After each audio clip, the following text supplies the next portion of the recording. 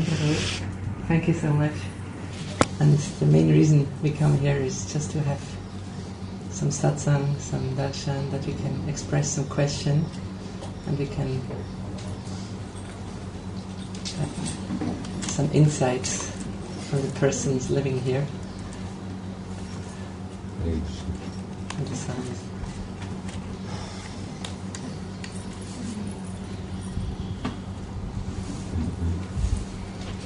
I'm happy to hear that Sankirtan is going on. Ich freue mich, dass der Heilige Name weitergeht. Irgendwo.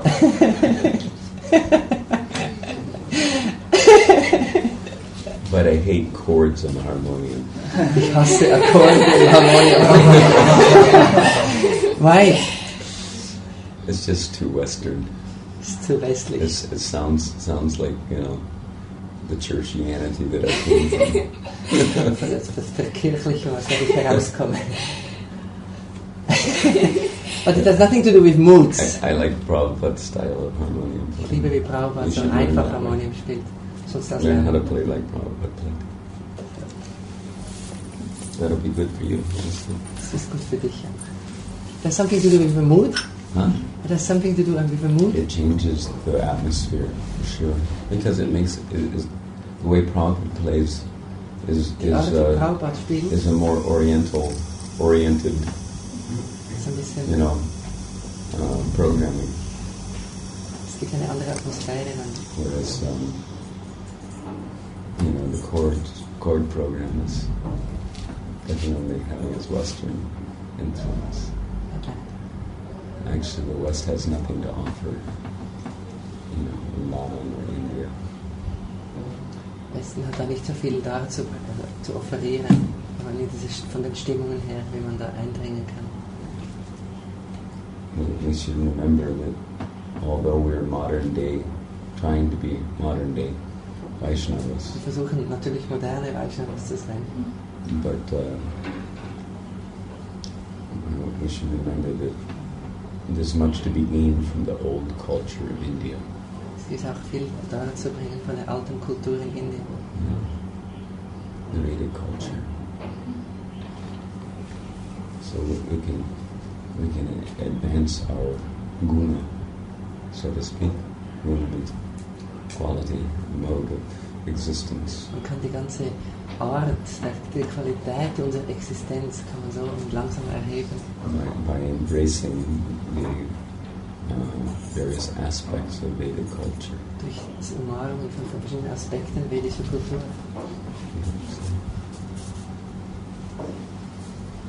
And that will help us to gain the Vigyan, which is necessary to practically appreciate what Krishna is all about. Und das gibt dann langsam Eintritt in die Welt, eine Verwirklichung zu verstehen, um was es überhaupt geht mit dem Krishna. So anyway, I was just thinking.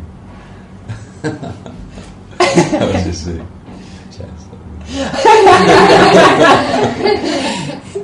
You're free. I was just thinking that probably the best thing is that if you want, you can ask any questions according to what is, let's say, On the heart. running through your blood, so to speak. Das Beste ist vielleicht, dass ihr einfach Fragen stellt, was gerade durch euer Blut hindurch dringt. What is boiling your blood? Was gerade da kocht im Blut. So that and I can at least get a feel for what level of kata you require. Und ich kann dann herausfühlen, was für eine Ebene von Kata ich sprechen soll. So that I don't unnecessarily agitate, or maybe the agitation is not required at this point. Dass ich nicht unnötig jemanden störe. Although my tendency is to agitate. Yes, actually I invited you for that. Meine Tendenz ist ein bisschen aufzurühren. We invited you for that. because actually in certain respects, there's great need to agitate. Es ist eine große Bedürfnis aufzuwühlen. Because the agitation helps helps get the thing going. Helps wake the thing up. Oder weil es braucht Aufwühlung für Aufweckung. So, is there some question? Ist etwas da, was du fragen möchtest? So, how did you meet Prabhupada and what made you stay in Vrindavan? How did I meet Prabhupada? And what made you stay? My first contact with Prabhupada was through his books. Ich habe Prabhupada durch seine Bücher getroffen. And in certain respects, we can say through his expanded energies in the forms of various devotees. In Form von seinen verschiedenen Devotees, die ich auch getroffen habe. Prabhupada's influence was such that, at least at that time, devotees were going out on the streets. Zu der Zeit sind Devotees auf die Straße gegangen. Performing Sankirtan Yajna Und einfach auf die on a Straße regular daily basis. Jeden Tag. So it was not so difficult to run into the devotees. Es war relativ leicht, Devotees zu treffen, die waren überall auf der Straße. The Hare Krishnas were everywhere. Überall waren Hare Krishnas. Remember, but the Hare Krishnas were everywhere. No matter where you went in the world, you ran into the Hare Krishnas. Überall auf der Welt hingegangen, bis irgendwann Hare Krishna reingekommen. Just because during those days we were very visible. Zu der Zeit waren wir wirklich sichtbar. Whereas I don't know exactly what it's like now because I've been in Vrindavan for 20 years. Das heißt, ich habe jetzt Vrindavan nicht mehr verlassen seit 20 Jahren. What it's like out there now. Was dort außen passiert. At least I remember after Prabhupada left. Since Prabhupada wegging. He left in 77 and I came to Vrindavan in 86 to stay. Also 1986 bin ich nach Vrindavan gekommen, um zu bleiben. But I remember that during those years that I was in the West, everything kind of went undercover. Also in der Zeit, wo ich im Westen war, war alles ein bisschen inkognito gegangen plötzlich. The devotees were kind of having this Hare Krishna phobia. Prabhupada called it Hare Krishna phobia. Viele Devotees hatten eine Hare Krishna Phobie. You know what phobia means? Yes. Einfach eine Abneigung. When they walk out on the street, they're somehow or other embarrassed to stand, for the movement of Krishna consciousness. So sie haben alles immer gerade versteckt, wenn man auf die Straße ging. Lord Chaitanya's mission, and they would wear karmi clothes, take off their tilak, and in their endeavors to collect the money which is required to meet the overheads in the temples. Many times they would resort to nefarious tactics which would actually embarrass the Prabhupada and implicate the movement. Im Heimlichen und das hat selbst Prabhupada und seine geschädigt auch der Bewegung. If the public came to know that it was the Hare Krishnas who were doing the things that they were doing. Die Öffentlichkeit merkt, dass es Hare Krishnas waren, die das heimlich tun. So instead of Yadi Dekhi Tarikaha Krishna Upadesh, anstatt einfach jeder treffen und den man trifft, umarmen und ihm über Krishna etwas erzählen. The devotees, wouldn't even utter the holy name. Sie haben nicht einmal mehr über Krishna gesprochen, nicht mal den heiligen Namen. To in any way remind them of Krishna. Um auf keine Weise irgendwie sich an Krishna zu erinnern. On the plea of doing good as per the principle of Ajata Sukriti. Oder wie der Ausrede, einfach langsam etwas Gutes zu tun. Auf der Ebene Unbewusstens für den Fortschritt. So I'm hoping that at least in little, you could say pockets here and there around the world, I'm hoping that devotees are waking up to the necessity of standing up for Lord Chaitanya, ich freue mich auf den Punkt, wenn Devotees wieder aufstehen für Lord Chaitanya und etwas wieder ein bisschen auch sichtbar machen. To the public. Auch in die Öffentlichkeit. So that real benefit can be done. Dass etwas Nutzen auch gegeben werden kann. So I met the devotees, and on the streets when they were doing Harinam Sankirtan. Die Devotees da getroffen, als sie gechantet haben. And I got books that I didn't read. Ich habe Bücher bekommen, die ich nie gelesen habe. Nicht gelesen habe. I didn't read it in the beginning. Am Anfang. I remember I got this Beyond Birth and Death with the skull, and the lotus flower growing out of the eye, and that was like outrageous, Lotusblume, es hat ein bisschen komisch. But it was actually a very good picture. Aber es war ein gutes Bild. I really appreciated that picture. It meant a lot. Es hat mir viel bedeutet, eine blühende Blume hinter einem Schädel. Even though it wasn't directly Krishna conscious. Es war nicht mal direkt Krishna bewusst. But it expressed something which I needed to, and I appreciated. Ich habe das daraus mitgenommen. But it was too heavy for me. I read the first paragraph, where it says that the first step in self-realization is to understand that you're not this body. Das war mir ein bisschen zu heavy. Im ersten Abschnitt stand schon, der erste Schritt in Selbstverwirklichung bedeutet nicht der Körper zu sein. And I think it says something like, that this is easier said than done, something like that. Und das ist einfacher gesagt als getan. So then I said, and just shelved the book for a year or two. 2 Jahre. Didn't open the book again until much later. Hab's dann später erst wieder aufgemacht. And it wasn't until my so-called wife, as it were, came home from work one day and tossed an Ishopanasad in my lap, telling me that hey, you're into spiritual things, get a load of this. So eine sogenannte Frau ist nach Hause gekommen und sie hat mir eine Ishopanishad auf dem Bein geworfen, hey, du bist doch spirituell so drauf, also nimm mal das. And at that point,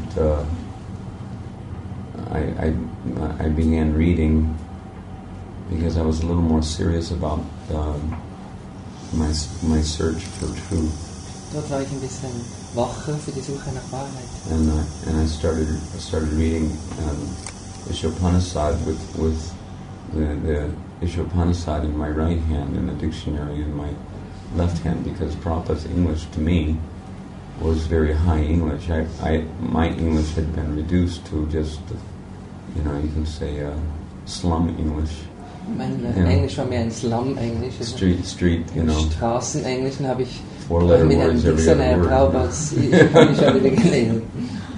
So that was, so I needed to refer to a dictionary to understand carefully what Śrīla Prabhupada genau zu verstehen, was Prabhupāda meinte. Was trying to tell me. Little did my so-called wife know that she gave me the seed of the destruction of our relationship. Sie hatte nicht genau gewusst, dass sie mir die Samen gegeben hat für die Zerstörung unserer Beziehung. And I remember only a week later, it took me a whole week to finish Ishopanasad. Eine ganze Woche gemacht, because I was really going through it very carefully. Ganz sorgfältig bin ich durchgegangen. Trying to absorb and understand the things deeply. Zu absorbieren und aufzunehmen tief. I remember I was when I finished the book, Als ich das Buch geendet I was habe, actually afraid of the author. Habe ich Angst gehabt vom Autor. Because of course I dramatically realized that I had met my eternal spiritual master. Ich habe auf dramatische Weise gemerkt, dass ich meinen ewigen Meister gefunden habe. Because I met with defeat at every step. Ich habe seine Füße auf jedem with every Abschnitt sentence gelesen. I was Mit meeting with jedem defeat. Satz habe ich seine Füße And gelesen. I realized that Ich habe Defeat. Ich habe mich Niederlage erlebt. he had destroyed my material existence. Ich habe meine materielle Existenz zerstört. I had no recourse but to go, forward. Ich hatte keine andere Chance, als weiterzugehen. So, although I never knew what obeisances meant, Ich wusste nicht, was I never Ehrerbietungen I never da saw the devotees bowing down and offering obeisances. Ich habe nie die Devotees gesehen, wie sie Ehrerbietung da gebracht haben. But I remember when I finished reading the book, Als ich das Buch fertig gelesen habe, I didn't read about the author habe ich at das the end of the über book den am Schluss der Bücher immer etwas über den Autor, das habe ich nicht gelesen, because I was afraid of him. weil ich so Angst hatte vor ihm.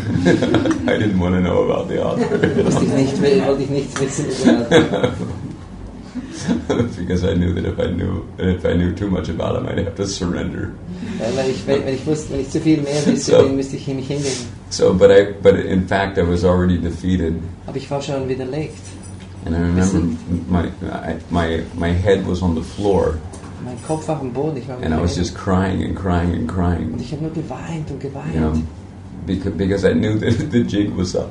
Ich wusste, das ist vorbei.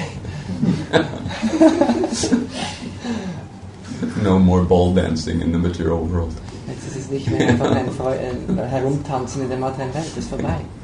Back home, back to rasa dancing. Jetzt ist es langsam zurück auf die lange beschwerliche Reise zum Rasatanz. Yeah, so anyway, and then only like a day or so after that I finished the book, I decided that I needed to join the Hare Krishna. Einen Tag nachdem ich das Buch fertig gelesen habe, wusste ich, jetzt werde ich im Tempel, ich muss ja Hare Krishna. So to make the longer story shorter, I just I wound up at the Hare Krishna temple. Ich bin aufgetaucht dort. And Which place?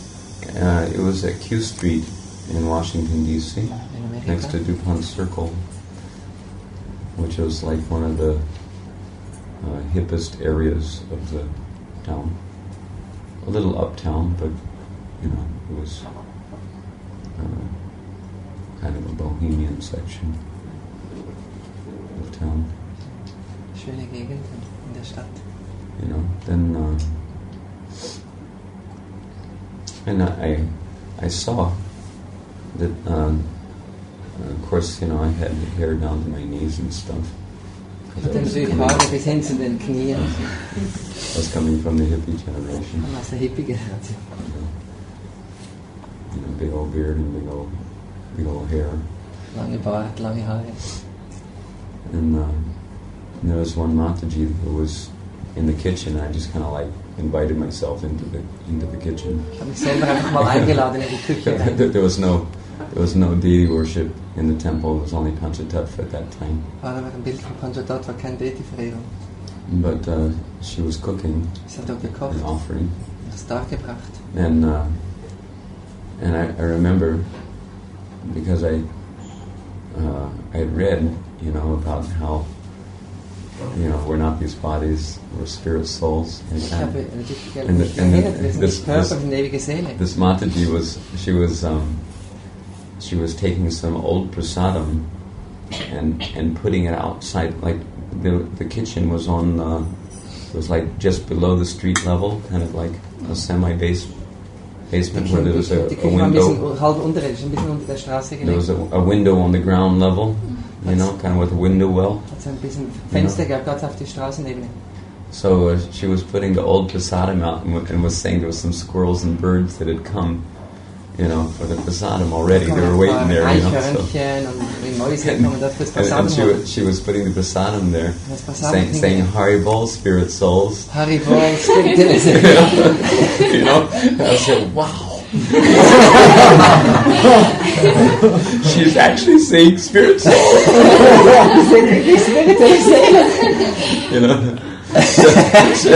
So that it like really impressed me, Sehr beeindruckt. I didn't understand that she was actually just, Haribol, spirit souls on the basis of theoretical knowledge. Ich wusste nicht, dass sie nur auf der Ebene von theoretischem Wissen sprechen. So then I asked her that if it was maybe if there was any possibility at all, could it be possible that maybe I could just come and stay with you guys, for just to see, whether you're actually living this philosophy that's in this book. Ich möchte eigentlich mit euch bleiben und ich möchte schauen, ob ihr wirklich diese Philosophie lebt. So she kind of blew me away by saying, "Sure, why not?" You know? I thought it was like a closed club or something. Ich habe gedacht, es ist ein geschlossener Club. You know, and that it would be hard to get in. You know, Das ist ganz schwer, da reinzukommen. You know, and she said, you know, why don't you make a plan? Why not tomorrow? Und ich habe gesagt, mach einen Plan, wieso nicht morgen? And then it kind of like that kind of shocked me. You know, the what tomorrow? And then I started thinking, how am I going to get rid of all my material attachments? Wie werde ich all meine materiellen Anhaftungen los? I have the wife. I have my pregnant cat. I had a little gray cat. It was I had my amplifiers, my guitars, my whole scene. So then I said, okay, all right. You know, so then I went back to my apartment. Bin ich zurück zum Apartment. And I started like a madman. Just here. You know, here's a vintage 1956 blonde neck Stratocaster for you. Here's one for you. Here, take my amplifiers. Take my. I started just like giving everything away. I didn't understand that you could engage things in Krishna's service. I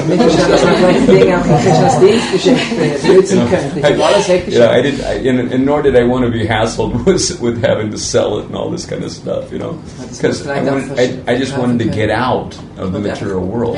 You know, and join the Hare Krishna movement. So I started, and my friends were thinking that I was totally mad, that I'd gone mad. You know, but then, I remember my so-called wife. She was hanging onto my ankles. And crying on my feet, telling me that please don't go back home. This is her exact words. Please don't go back home back to Godhead yet. You know, she was saying, I'm not ready to go back home back to Godhead. Ich bin noch nicht bereit, I haven't finished enjoying you yet. Ich habe noch nicht aufgehört, dich fertig zu genießen. And when she said that, I haven't finished enjoying you yet, ich habe noch nicht fertig I felt like that I was a slab of meat. Das habe ich wie so ein Fleischstück empfunden. On a tiger's dinner table. Auf den Abendessentisch von einem Tiger. And I realized that this was the personified form of the illusory energy trying to shackle me to the material. Und ich habe gemerkt, das ist die personifizierte Form der materiellen Energie, mich hier festzuhalten. In a very graphic way, the way she said it. Alles, was sie da gesagt hat. So don't mind. These are. So, bitte, seid nicht gestört darüber. I'm hoping the ladies here aren't like that. Ich hoffe, die Frauen hier sind ja nicht so. But so then I just folded my hands and said, well, if you're not going to come with me, then I have to go. Dann habe ich einfach die Hände gefaltet und gesagt, wenn du nicht mit mir kommen kannst, muss ich gehen. And I just walked out. Ich bin einfach rausgelaufen. You know, and of course I didn't have children, so ich hatte keine Kinder. It was easy to do. Es war einfach zu machen. Krishna's arrangement. Krishna's Arrangierung. I consider it the mercy of Srimati Ananga Manjari. Ich betrachte das alles als die Gnade von Ananga Manjari. And she allowed me to join Śrīla Prabhupada. Why Ananga Manjari? That's another topic. Why do you see now your service is practically just chanting? So maybe can you tell something? Why is chanting? I only answered one aspect of his question, as far as I remember. What was the other? What made you come to Vrindavan? To Vrindavan, yeah. Okay, first is. Yeah. Was hat dich gebracht, nach Vrindavan zu kommen? Well, I was aware that Vrindavan was Śrīla Prabhupāda's home. Ich wusste, dass Vrindavan ist das Zuhause von Prabhupada. Because I heard that instruction from Śrīla Prabhupada. Ich habe die Nächte der Hingabe von Prabhupada gelesen. And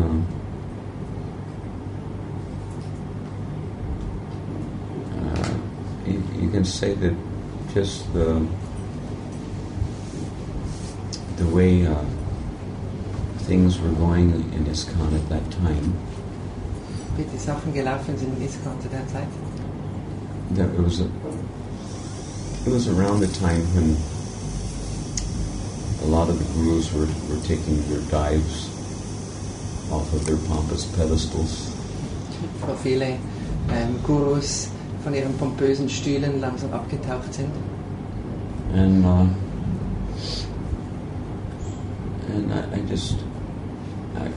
I kept running into situations where I was to try to do any kind of preaching at all.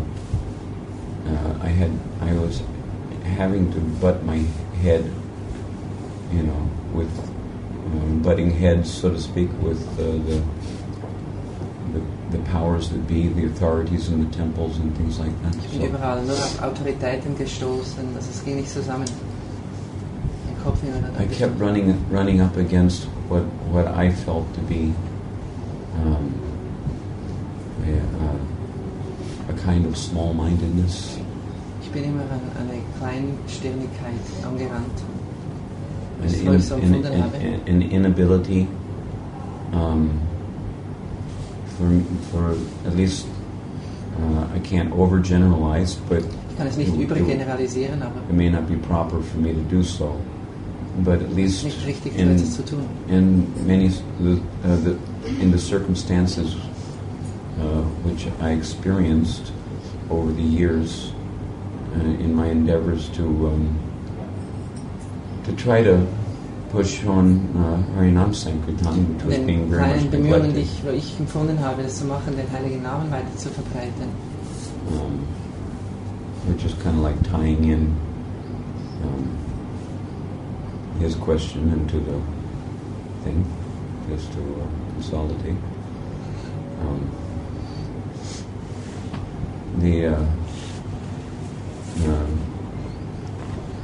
I experienced that there was a general lack of faith Ich habe gemerkt, es war eine generelle Mangel auch an Vertrauen und in Devotis, in the holy name, auch speziell in den heiligen Namen, or in the process of the Yuga Dharma, Harinam Sankirtan, im Prozess der Yuga Dharma einfach da zu sitzen und den heiligen Namen zu chanten. which the lack of faith seemed to cause, at least indirectly, cause a kind of resorting to material calculations for spreading Krishna consciousness in the matter of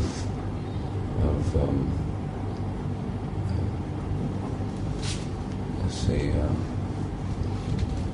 taking shelter of various business ventures and whatnot. Dieser Mangel am heiligen Namen hat sich dann ausgedrückt, so dass man plötzlich mehr und mehr Zuflucht nimmt in verschiedenen äußeren Geschäftsanstrengungen. Sankirtan had become, the word Sankirtan had come to mean, at first it came to mean book distribution, and now Plötzlich ist das Wort a Sankirtan, little das heißt, acceptable der heilige Name zu because, chanten, heißt plötzlich Buchverteilung. because Aber book dann distribution, Prabhupada and Bhaktisiddhanta Saraswati Thakur always lauded the book distribution aber Prabhupada und as auch Bhaktisiddhanta haben Brihad das immer als eine Form von Kirtan Greater gesehen, Kirtan. als eine größere Form von Kirtan, weil es den heiligen Namen erklärt in den Büchern. because the greater kirtan means that don't put your feet on the instrument, please. Füße aufs Instrument. The greater kirtan,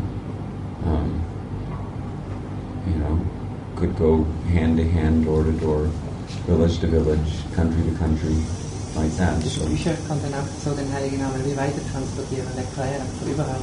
although there is evidence that Śrīla Prabhupāda also, at least, is that incense going to burn the wood? No.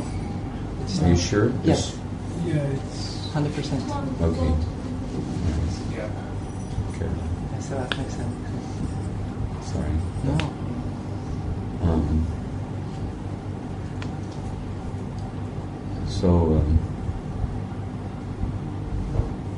There's evidence that Sankirtan Prabhupada says. Yeah, the Prabhupada made a distinction between Sankirtan, the congregational chanting of the holy names of Krishna, and book distribution. Prabhupada hat immer noch Sankirtan eigentlich gemeint, das gemeinsame Chanten, hat das auch unterschieden auch vom Buchverteilen.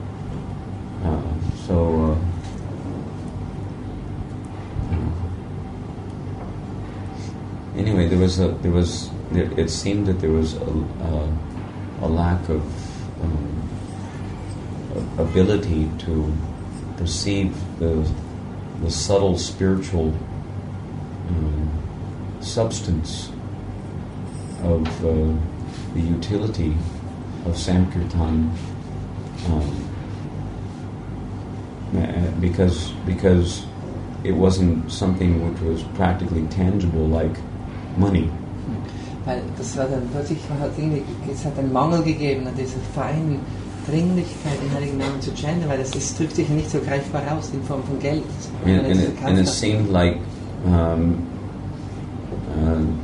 the managers being more pragmatic in their approach to Krishna consciousness. Viele Manager sind dann plötzlich mehr praktisch in ihrer Zuwendung zum Krishna-Bewusstsein. And perhaps less idealistic. Und vielleicht weniger idealistisch. Weren't able to actually understand how to implement the ideal. Und viele wussten dann nicht, wie man plötzlich ein Ideal wieder anwendet. In such a way as to realize the connection that the ideal has with the practical result. Diese Verbindung wieder zu sehen, dass das Ideal hat, ein praktisches Resultat. Das heißt, wenn man das Ideal lebt, wird auch praktisch etwas passieren. So therefore, Sankirtan came to mean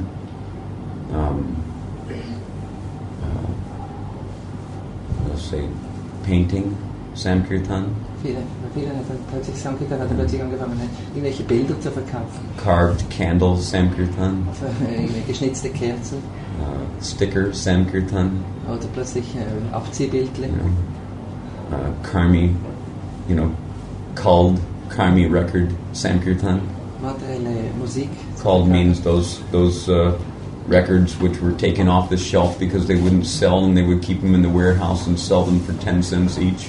Die kalten, die einfach unverkäuflich waren. And then, our managers had us out distributing sex, drug, and rock and roll albums. Sex, Drogen und Rock'n'Roll Album haben unser Manager gesagt, wir sollen wir verkaufen gehen.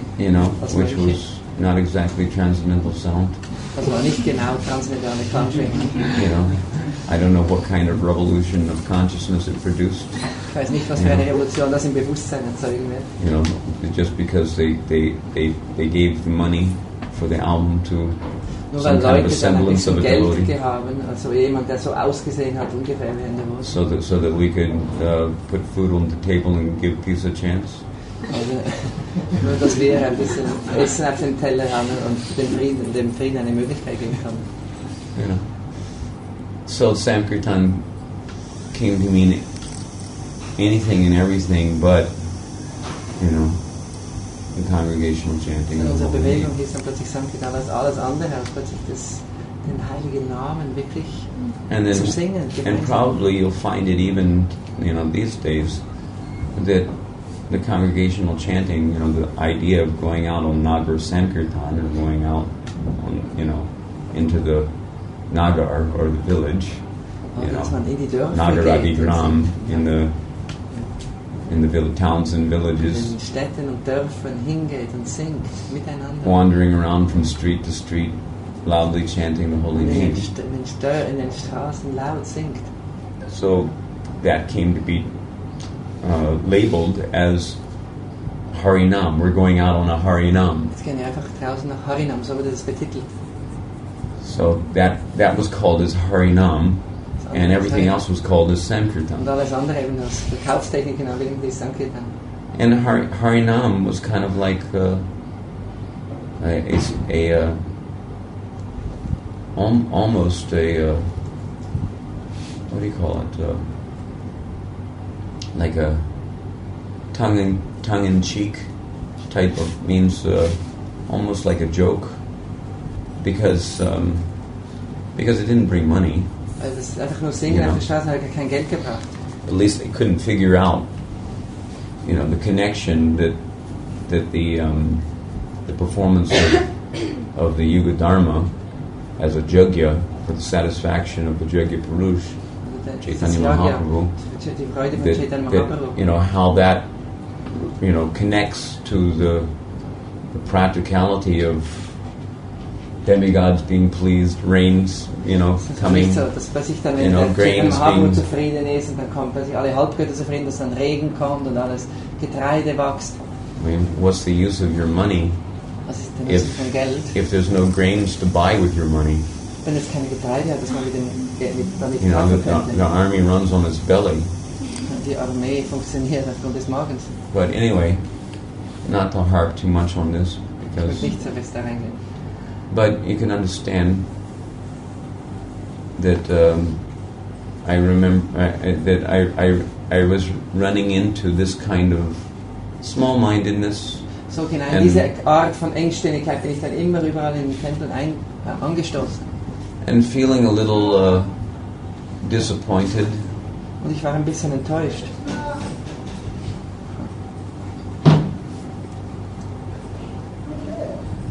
And a little out of sorts, depressed. Ich war ein bisschen enttäuscht, traurig. And I just decided that it was time to take shelter in Vrindavan. Ich habe gedacht, es ist Zeit, Zuflucht zu nehmen in Vrindavan.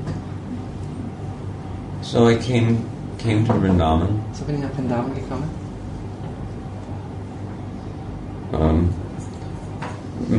Several times in previous years prior to that, Vielmal I had come to Vrindavan. Bin ich hierher gekommen.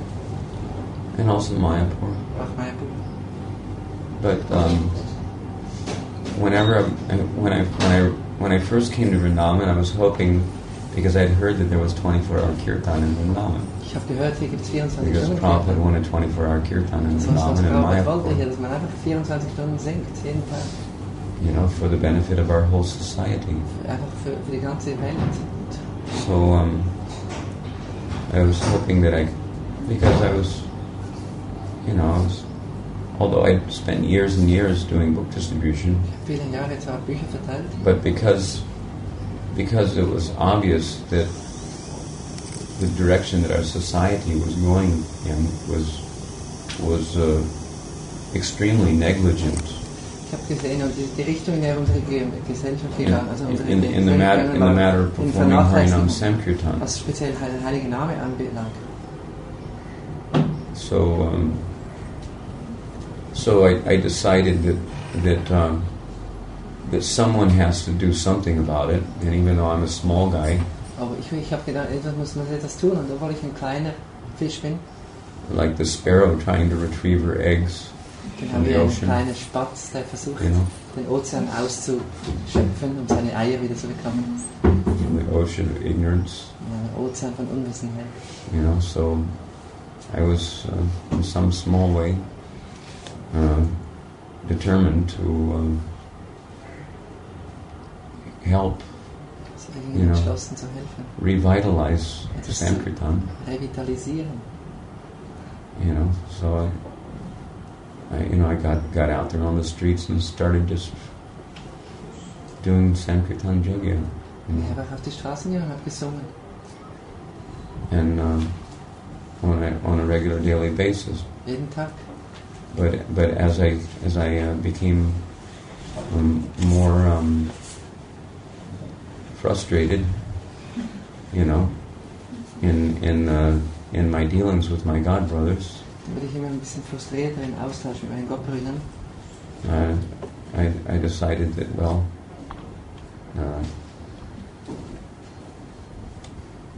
let's go to Vrindavan and join the Harinam, at least there's 24-hour kirtan there. Dann gehe ich nach Vrindavan, da wird für 24 Stunden wenigstens gesungen. You know, but when I got to Vrindavan, there was no 24-hour kirtan. Aber weil ich dann nach Vrindavan gekommen bin, hat es gar nicht You know, gehabt. so I could understand, you know, the pulse of our society. Da habe ich den Puls unserer Gemeinschaft gespürt. In the home of the Krishna consciousness movement, there was no Sankirtan going on. Oder? Im Zuhause You know, unserer and it was ganzen supposed to be the Kirche. Sankirtan movement. Das ist die Sankirtan-Bewegung, aber nicht mal im Zuhause findet Sankirtan statt. You know, so then I would just kind of like, I took up Pujari services. This was in 1981. 1981 habe ich angefangen dann. I came to understand from inquiring from various people that what happened to the 24-hour kirtan. I was informed that very shortly, after Prabhupada left, Prabhupada asked that 24-hour kirtan be established, Prabhupada hat gesagt, das soll man tun, 24 Stunden. and he expressed that just like down the road there used to be at least a kirtan which was going on for something like 60 years or so. Da unten war ein Kirtan, für 60 Jahre haben sie gechantet. I really don't know whether it's still going on. Ich weiß nicht, ob es noch jetzt ist. There was a 24-hour kirtan so Prabhupada said that he wanted it like that, where it was continuous for years and years and years. Über Jahre und Jahre weg, konstantes Chanten. So,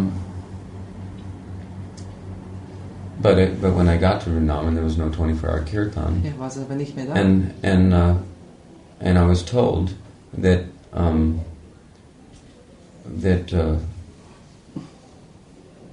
Bhavananda, I think, anyway, the managers had seen that it was impractical, Die Manager haben gesagt, das ist nicht so praktisch.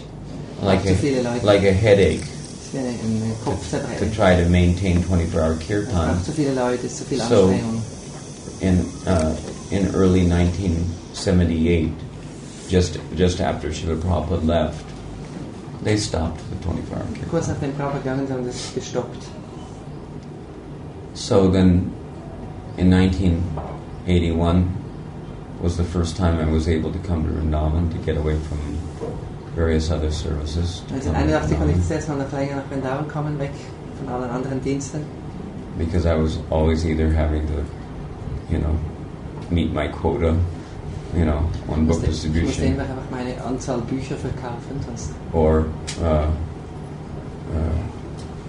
any other form of quote-unquote Sankirtan, oder eben andere Dinge verkaufen, for collection purposes, um Geld zu verdienen or to take care of the deities. oder um auf die Deities zu schauen. Wherever I was, I usually ended up taking care of deities, Ich habe immer dann bin ich gelandet, mich um Deities zu kümmern. because after all, as you mentioned, that I'm only doing Sankirtan, but I'm not only doing Sankirtan. Ich chante nicht nur, I also like to do the deity worship, ich mache auch Deity-Verehrung. because the deity is Krishna, Also Deity ist Krishna. and that is there's a very personal sweetness Es ist eine ganz eigene Lieblichkeit da drin. in associating with the deity and serving him like that. So that also helps to keep me alive in Krishna Das hält mich consciousness, auch lebendig im Krishna-Bewusstsein. because after all, by chanting the holy name, it's expected that gradually feelings of separation from Krishna should rise up in the heart. Weil durch das Bitten von so langsam die Gefühle von Trennung zu Krishna im Herzen auftauchen. So this, by the mercy of Sri Vigraha, Krishna was appearing in the form, of the deity. To some extent, that those feelings of separation can be mitigated. Also, Krishna erscheint dann vor uns in der Form von dir, die das langsam, diese intensiven Trennungsgefühle zu ihm ein bisschen, nur zu einem Teil, aber beschwichtigt werden können. So anyway, in 1981 I came, and there was no Sankirtan. So, because there was no program for Sankirtan, and I had to have a legitimate service in the temple to live in the ashram. Es hat keinen Dienst, So, keinen Sankirtan, you know, aber irgendwann muss man einen Dienst machen hier. Something practical, Prabhus. Muss auch etwas Praktisches machen im Ashram. You know, because like, although there are conversations where Prabhupada is actually chastising the managers of a particular temple here in India.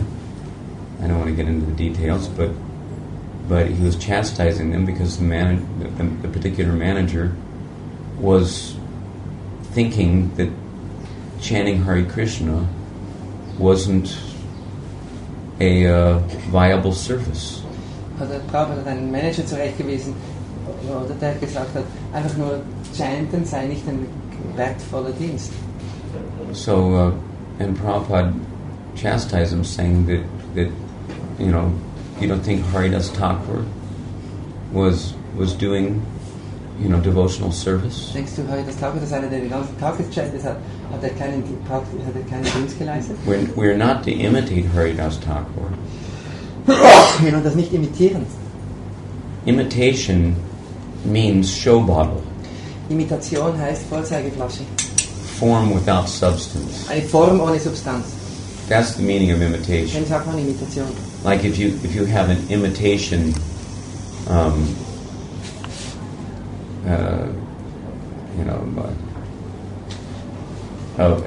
a Sony tape recorder. Wie du Imitation hast von einem Sony Kassettengerät. You know, in India they always have duplicate everything. In Indien haben sie alles kopiert. But it looks like a Sony. Es sieht aus wie Sony, aber They copy, certain external,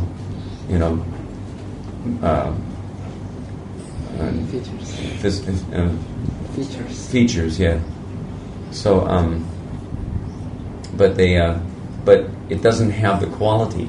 Aber nicht die Qualität drin, nur Kopie. So in that way we shouldn't imitate, but it doesn't mean that we shouldn't follow in the footsteps. Oder? So soll man nicht imitieren, das heißt nicht, dass man nicht in Fußstapfen treten. So Srila Prabhupada, at least in one incident that I remember, was telling that if the devotees are are chanting Hare Krishna, even japa, in the temple, if that's all he's doing, but he should do it in the temple, and the prasadam and everything should be given to him. Also wenn jemand einfach nur da sitzen möchte, den ganzen Tag im Tempel sitzen und chanten, dann soll man ihm Prasadam geben und unterkommt alles.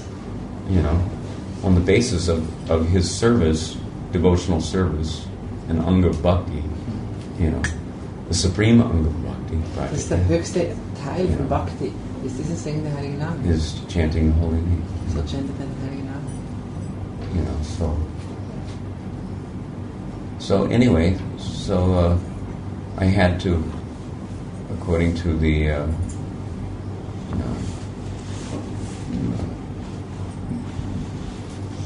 the decision of the management of this temple at that time, I should do some practical service. Ich soll auch praktischen Dienst machen. So I engaged in helping do artiks, and Habe ich auch Arati gemacht als Priester. at that time, because Omkara was the pujari here, the head pujari at that time, and he was dressing Radha Shyam Sundar, and he would come and do the finishing touches on all the deities. But I was engaged in helping to dress Krishna Balaram at that Krishna time. Balaram angezogen zu der Zeit. Although Radha Shyam Sundar, are my heart's deities. Aber Radha Shyam Sundar sind eigentlich die Deities meines Herzens. My Ishtadevata. Meine Ishtadevata. But anyway,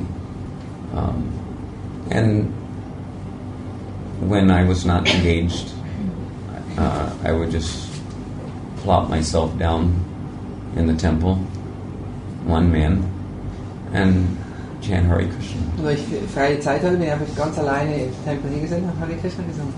You know, I'd find a harmonium somewhere Ich habe ein Harmonium gesucht and sit down and start, singing at the top of my lungs.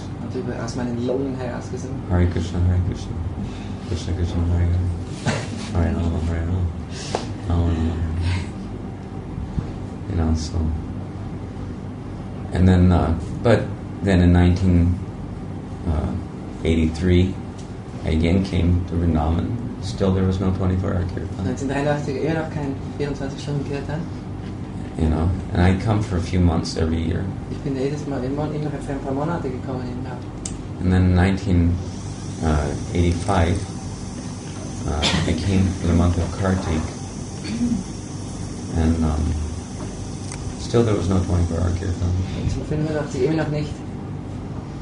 You know, but I would chant minimum of 1 lakh of Nam. Aber ich habe einfach da jetzt einfach jeden Tag 6400 Minimum gechantet. Yeah. And Das tut immer noch. that's a minimum of 58 rounds is 1 lakh. Ich Because I was chanting 64 rounds. Ich habe 64 gechantet. And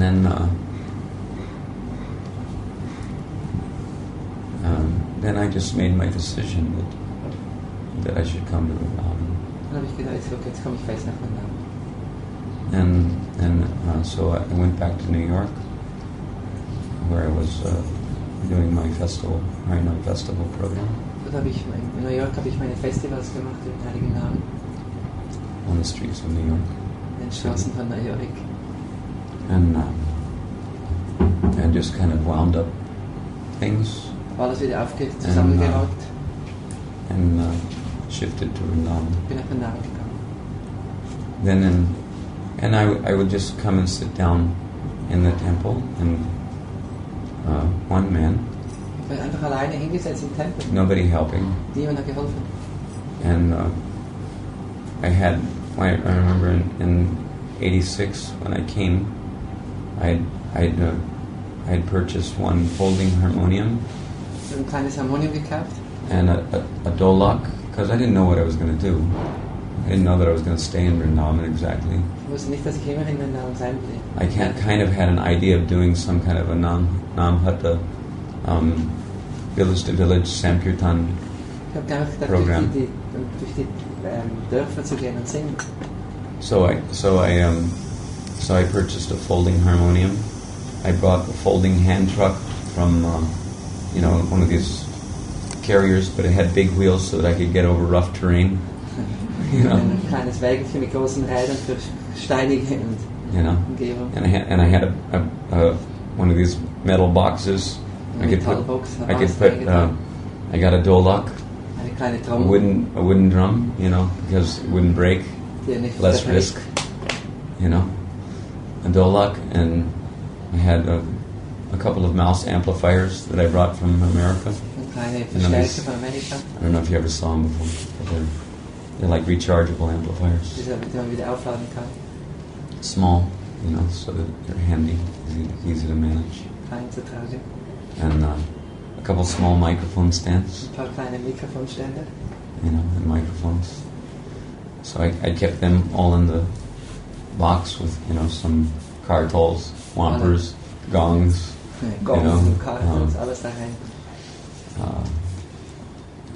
And shakers, and then I kept my harmonium on top, and I would just go wherever I went, either Kumbh Mela or in Mayapur or some different places. I would just take my hand truck with me, and then just open it up, set everything down around me, You know, I didn't have anybody to help me. So. But I'd put the dolak here. I'd have the harmonium, put the dolak here, put the kartals, you know, the wampers, the gongs, set up the microphones, and just start chanting. Habe angefangen zu chanten mit dem Harmonium. You know, and some you know, same thing I did here in Vrindavan when I got to Vrindavan. Just sit down in the temple room, set everything up, you know, and then, you know, some old Baba comes walking through the door for darshan. Hey, you come here, sit down, play that thing. I don't know how to play it anyway, you know. You know, and then another one would come, you know. Hey, you, come here, sit down. Play these kartals, you know. and in this way, you know, I'd somehow or other get some kind of a kirtan going, and to be real, it wasn't the ISKCON devotees who were helping me in the beginning. You know, it was like I just grab whatever Baba or anybody, whoever it was, you know, public, you know, coming into the temple, just grab them, pull them over, sit them down, and get them to help out, you know, somehow or other, just so that I could have some kind of an appearance that something was going on, and then gradually, you know, a couple ISKCON brahmacharis would, you know, Indian devotees, they would come, you know, because they saw that there was something happening, you know, and then after about 8 months or 9 months or so doing like that, more and more devotees started recognizing that there was a regular happening, you know? And then they would come and help out. And then there was about maybe 8 or 9 ISKCON brahmachari assistants helping. So then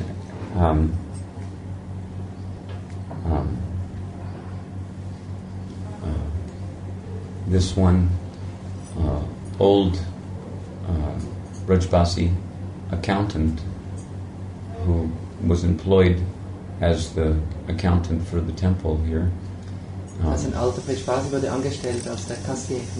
during Śrīla Prabhupāda's time, and Prabhupada used to address him as Kapurji. Kapur, not OBL. No, his name was Kapurji. He called him. And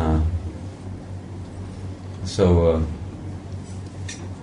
one morning, Kapurji came to me. Eines Morgens ist dieser Kassier gekommen zu mir. And he was crying. Hat geweint. And he had just, I guess he had just woken up from a nap or something. It was from a nap. Maybe it was just before he came. Just before he came for his service. Hat aufgewacht. But because I think his accountant service started at 10 o'clock in the morning, so it was around 9:30. It was like just after prasadam or something. Nach dem Prasadam ist gekommen zu mir. You know, so he came to me, and he was crying, and he told me that Prabhupada had just appeared to him in a dream. Prabhupada ist gerade im Traum erschienen, gerade in diesem. Or it appeared that morning to him in the dream. Diesen Morgen. And he saw me as the person that he should approach to intimate what Prabhupada told him in the dream. Und hat gesagt, und ich habe dich gesehen, das umzusetzen, was Prabhupada in dem Traum gesagt hat. I guess it was because he saw me doing kirtan in the temple every day. Vielleicht, weil ich jeden Tag Kirtan gemacht habe im Tempel. So, but he was crying, and he told me that, really crying. His tears were streaming down his face, and he was saying that Prabhupada was crying in his dream. Prabhupada hat selber geweint im Traum. And he was and that was making Kapurji cry. Das hat ihn dann zum Teil weinen gebracht. Which also, because of my let's say realization of the dire need, or the lack of Sankirtan being performed in our society, especially at that time. I think there's some improvement. I hope there's some improvement over the years. You know, I don't know how much I had to do with it, but you know, my meager endeavors to, at least in some way, popularize, you know, the chanting of Hare Krishna amongst the devotees. But when Prabhupada was crying in his dream and imploring Kapoorji, you know, by way of asking him, why is there no 24-hour kirtan? You know, why is there no 24-hour kirtan going on in my temple? You know. So, and so then Kapoorji was saying, telling me, you know, and of course Kapoorji telling me that Prabhupada was crying because there was no kirtan going on, 24-hour kirtan going on in the temple. That was affecting my heart, and I started crying too, you know. Und ich habe dann auch plötzlich angefangen zu weinen. So I could understand that it was contagious. You know. Ich habe gemerkt, das ansteckend. It must have been something real. That, you know, Kapoorji was telling that Prabhupada was crying in his dream. Kapoorji himself was crying. And he was telling me, you know, that Aindra, please, you know, start 24-hour kirtan again for Śrīla Prabhupada, you know. So, you know, one of the main reasons why I was sitting in this temple chanting Hare Krishna, instead of doing the Nam Hut program that I originally come here with the intention of doing, was because I was thinking that what's the use of going around, you know, inviting people to come to the temple when there's no kirtan going on in the temple. Was nützt es, überall rumzureisen und Leute in den Tempel einzuladen, wenn es im Tempel drin gar nichts passiert? Gar nicht. I mean, without 24-hour kirtan going on in this temple is although, you know, not to do any offense to the deities or disrespect the deities in any way, but for the public is kind of like a wax museum. Oder wenn man nicht Kirtan hat, dann sind Tempeln, ohne dass man jetzt ein Vergehen macht, das ist praktisch wie ein Wachsmuseum. And I remember when in Washington D.C. there's what is called a wax museum. Es gibt in Washington ein Wachsmuseum. You know what is a wax museum? Yeah. You know, they have like historical events with historische Persönlichkeiten einfach in Wachs. You know, but it's dead. It's tot. Of course, the deities aren't dead. Natürlich sind die Deities nicht tot. You know, but the atmosphere was relatively dead. Aber die Atmosphäre ist relativ tot. You know, there was no life of transcendental knowledge manifesting. Es ist nicht ein Leben von transzendentalen Wissen, das sich in den Tempel manifestieren soll eigentlich. You know, where was the, you know, Purnamrita Swadhana? Purnamrita, das ist dieser Nektar, den man konstant mehr und mehr kosten soll. Vidyavadu Jivan. Vidyavadu Jivan, diese Atmosphäre von transzendentalem Wissen, das plötzlich in einem wieder manifestiert. You know, so I guess it's a little fitting that I'm discussing this, at least a little bit this time, because tomorrow happens to be the anniversary of the revival of our 24-hour kirtan. Morgen ist gerade das Geburtstag, ich spreche gerade deswegen darüber. I think it's tomorrow. Ich glaube, es ist morgen. It's tomorrow, or is it the next day? What is this? Tomorrow? Yeah, it was on Vijay Dashmi. Is that tomorrow? Yeah. Why is it? We say the holy name is we call to the Lord. But we also say Abhinatvam Naminamino. That the name and Krishna actually is non-different. But this means by chanting Krishna is directly here.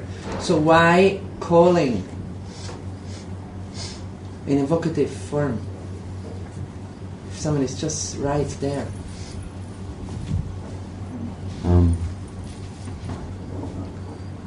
We should always remember that the principle of Achinta Bheda Bheda Tattva Sollen immer also die gleichzeitige Ein- und Verschiedenheit kennen.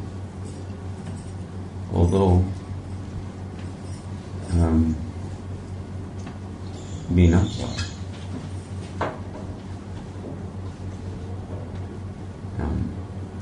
he is the same, he's non-different.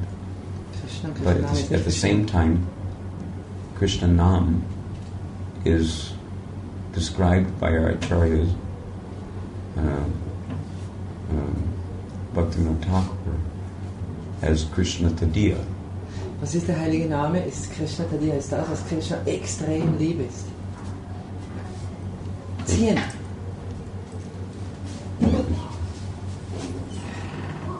So, in any case,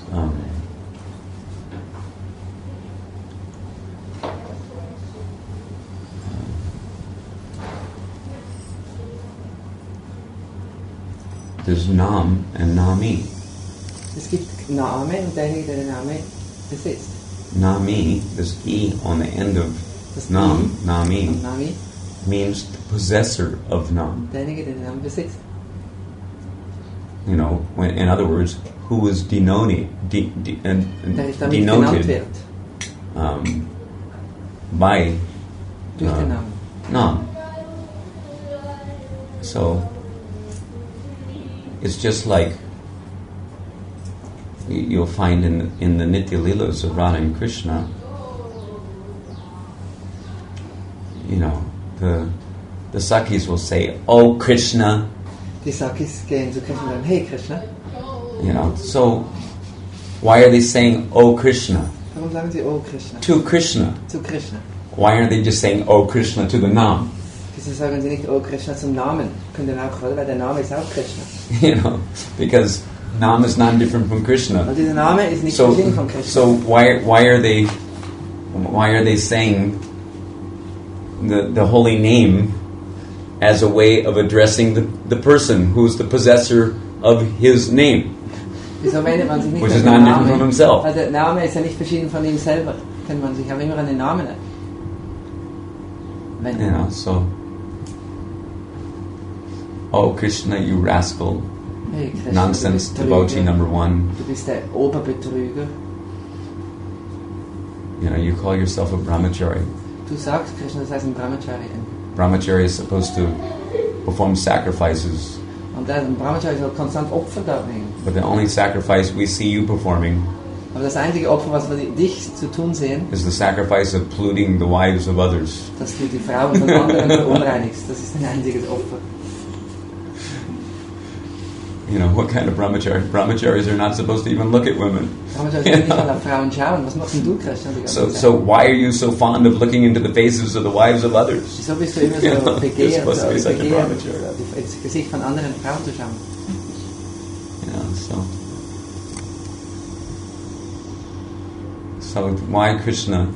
why Krishna's name is used for addressing Krishna is because it's Krishna's name. It's not just, you know, Krishna is Krishna, and Krishna's name is Krishna's name. Und Krishnas Name ist Krishnas Name. Although they're identical, Obwohl sie eins sind. but they're also different in the sense that the name is used to address Krishna, Aber es sind auch verschieden, weil der Name benutzt, Krishna the anzusprechen. person, Die Person. you know. And also, in terms of our chanting, of course, the chanting, as we evolve in our Krishna consciousness, our chanting will take the shape on the basis of the mood that we have toward Krishna. Nimmt die Form an gemäß der, you mean Staibaf, or Ultimately, yes. gemäß oder der Stimmung, die wir selber haben, oder gemäß letztlich dem Rasa, den wir als Seele haben. Even before the Staibhav is realized, Selbst bevor die ewige Stimmung, die ich zu Krishna habe, verwirklicht ist. because Staibhav is realized, you know, at the stage of sadhya. Und von Sadhya, wenn ich das Ziel von Sadhana That's the erlangt habe, perfectional stage, die Perfektion. or at least one of the perfectional stages is the realization of Staibhav. Also eine der Formen von Perfektion ist, wenn ich dieses verstehe. You know, and then the anubhavs and sanchari bhavs, etc., are added to the sthāyi bhav, then it becomes the full-fledged manifestation of prema, dann nennt man das volle Erblühung von göttlicher Liebe. Which also has increments.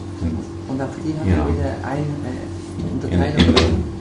In the evolvement of sneha, Oder das erweitert sich weiter. man, pranay, Radha, Anurag, Bala, Muhammad, which is mostly beyond our ability to even conceive of. Und all das ist eigentlich jenseits seiner Fähigkeit These are wahrzunehmen. nice sounding names, Mahabhav. Mahabhav, das tönt schön. And we can sound kind of like we know what we're talking about. Und das tönt so, als würde man wissen, über So was we man can spricht. impress people that we're very highly elevated Rasik Vaishnavas. Dass man die Leute beeindrucken kann, dass ich sehr hohe Verständnis habe von Rasa. So as to at least generate respect, or even just from a more sincere platform, interest Oder dass ich in vielleicht the Respekt mir pursuit gegenüber of generieren kann, aber wenn man es ernsthafter meint, kann man what our acharyas Interesse have actually erwecken come to give us. in die Linie für das, was diese Heiligen darauf hinweisen. So anyway, we should always remember that pursuit of prema is the goal of our chanting. So Prema, diese reine göttliche Liebe, ist das Ziel vom Chanten. And it's by the mercy of the holy name, which is non-different from Krishna. Und es ist die Gnade des Heiligen Namens, der nicht verschieden ist von Krishna. The holy name, is being non-different from Krishna, is Raso Vaisnava. Und was ist der Heilige Name? Er ist die Quelle von allem transzendenten Wohlgeschmack. Akila Rasamrita Sindhu Marti. Er ist die Verkörperung von allen Rasas. So, certainly, Krishna is inclusive of all of his antaranga shaktis, Krishna hat his beinhaltet all seine inneren Kräfte, spiritual potencies. seine spirituellen Kräfte. So is also Harinam. So ist auch der Heilige Name. So as we progress, even from the stage of sadhana bhakti, but not so much from the stage of Vaidhi sadhana bhakti. Oder das geht weiter nicht von Vaidhi Bhakti. Vaidhi sadhana bhakti is for the neophytes. Vaidhi Bhakti ist für Anfänger. Neophyte meaning, as Śrīla Prabhupāda has mentioned in one lecture. Prabhupāda sagt in einer Vorlesung, was ist ein Anfänger? I don't have a hard copy of the lecture, so that I can't read the exact quote, which would be nice for us to hear, but you can maybe refer to it later if any of you have access to folio. You can look it up. Where Prabhupada is mentioning that Vaidhi Bhakti is apprenticeship. Apprenticeship is you can say, Bhakti ist wie eine Lehre. Man geht in die Lehre am Anfang. for the Kanishta Adhikari. Das ist für einen Anfänger. Vaidhi Bhakti bedeutet eine Spiritualität, die man verfolgt, gemäß Anstößen von außen. But Prabhupada is told, I wish I had the quote because it's so good to hear it from Śrīla Prabhupada, that real devotional service is Raganuga Bhakti. Und wirkliche hingebungsvoller Dienst bedeutet Raganuga Bhakti. Raganuga Bhakti heißt so, der Anstoß, es zu tun von einer Sehnsucht und von einer heiligen Gier von innen herausströmt. Vaidhi Bhakti is for the neophyte. Vaidhi Bhakti ist für Anfänger. But we should not remain on the Kanishta Adhikari Man soll platform. aber nicht ein Anfänger bleiben. He says gut, that dort anzufangen. he says that in this world, I'm trying my best to remember close as possible to what he says in this lecture. He says that in this world if we don't try to make progress more and more, Wenn wir in dieser Welt nicht mehr und mehr versuchen, Fortschritte zu machen, then we can easily fall down. dann kommt einfach der Strom wieder und nimmt uns zurück. Why? Because we remain as Prakriti Bhakta. Warum? Weil wir als Anfänger verweilen. Prakriti Bhakta means an externally oriented materialistic devotee. Prakriti Bhakta bedeutet dessen Orientierung einfach nach außen ist. Und er ist eigentlich ein Materialist, einfach der eine neue Form annimmt. By materialistic devotee, we mean it means Prakriti, external, Prakriti heißt externally oriented, means that we're overly dependent on the so-called tangible. Ein äußerlicher Devotee bedeutet, er hat eine Abhängigkeit gegenüber den äußeren Dingen, auch im spirituellen Leben, was ihn umgibt, im Körper und was äußerlich, rituell sichtbar wird. The physical elements. Die physischen Elemente um einen herum. And because our consciousness is more directed toward physical aspects of devotional service, which includes the body. Oder der ganze Dienst ist auch nach außen gerichtet, auf äußere Dinge, auch mit dem Körper. And because we're not sufficiently acquainted with the internal aspect of devotional involvement. Und man ist noch nicht so vertraut gemacht mit einer inneren Entwicklung von spiritueller Praxis. Our consciousness being less internally absorbed and more externally absorbed in physical things. Es ist mehr in äußeren Dingen absorbiertes Bewusstsein. It's much easier for us to be affected by the physical environment. Und das heißt, an dem Punkt ist man auch schneller wieder beeinflusst von äußeren Umständen. On the basis of a residue of the bodily conception of life. Und das führt dann wieder zu verstärkter Körperbewusstsein. So because the bodily conception of life is very much prominent in the Kanishta Adhikari platform. Und das ist genau, was ein Anfänger ausmacht. Ist eben sein Hauptexistenz dreht alles um Körperbewusstsein. As Kanishta Adhikari or Prakriti Bhakta, we can fall down at any moment. Und es ist immer möglich, jederzeit in spirituellen Pfad wieder nachlässig ihm gegenüber zu sein. So Prabhupada instructed in this lecture that it's essential that the devotees come to the Madhyamadikari platform. Ein Devotee soll zumindest auf eine mittlere Stufe gelangen. And the Madhyamadikari platform, that is the platform on which Raganuga Bhakti begins. Und Madhyamadikari bedeutet, dort beginnt Raganuga Bhakti. In earnest. There may be the influence of Rag by the grace of the Rasik Vaishnavacharyas coming in our line, because we're associating with the Sampradaya. So naturally, even from our most neophyte condition, there's going to be some influence from their side. Aber weil man mit großen Heiligen in der Parampara zusammen ist, Rasika Bhaktas, kann plötzlich, selbst wenn man noch gar nicht so vorgestellt ist, kann plötzlich Rag, heilige Sehnsucht im Herzen entstehen, selbst wenn man noch nicht so vorgestellt ist. That doesn't necessarily indicate our status. Aber das heißt nicht unbedingt unser Status. But rather it indicates, at least to the extent that we're receptive to that influence, our good fortune. Aber unser großes Glück, zumindest in dem Maß, wenn man rezeptiv wird zu dieser Beeinflussung von großen Heiligen. To be associated with the Rasik Vaishnavas. In dieser Gemeinschaft der großen Seelen zu sein. So Srila Prabhupada, being such a Rasik Vaishnava, Prabhupada ist selber so ein Rasika Vaishnava.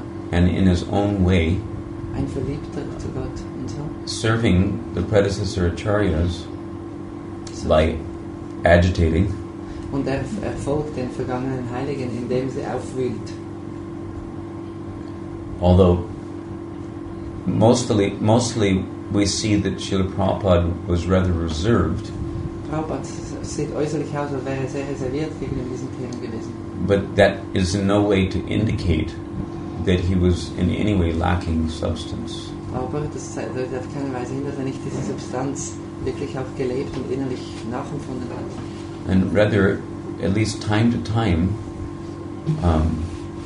his innermost intentions to uplift, to encourage the devotees to upgrade their standard of devotion to a higher level, to a deeper level, you can say. Whether you look at it in the matter of, climbing the yoga ladder, or going deeper into the ocean of devotion. But Śrīla Prabhupāda, at least in this lecture, fortunately, he was kind enough to say a few things to encourage the devotees who all, in truth, really need to be encouraged.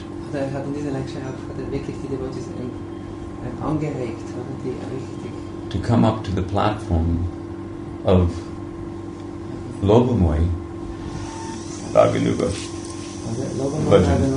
Das bedeutet ein Bhajan, eine Verehrung von Krishna, die von heiliger Gier angetrieben ist. Lobamoi Raganuga Bhajan means that is a bhajan or a worship, let's say, an appreciation, let's say, a desire to be associated with Krishna through the medium of pure devotional service.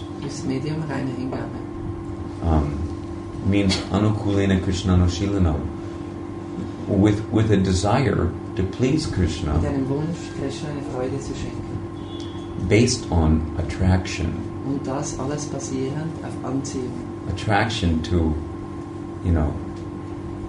not only his beauty and sweetness, but having heard.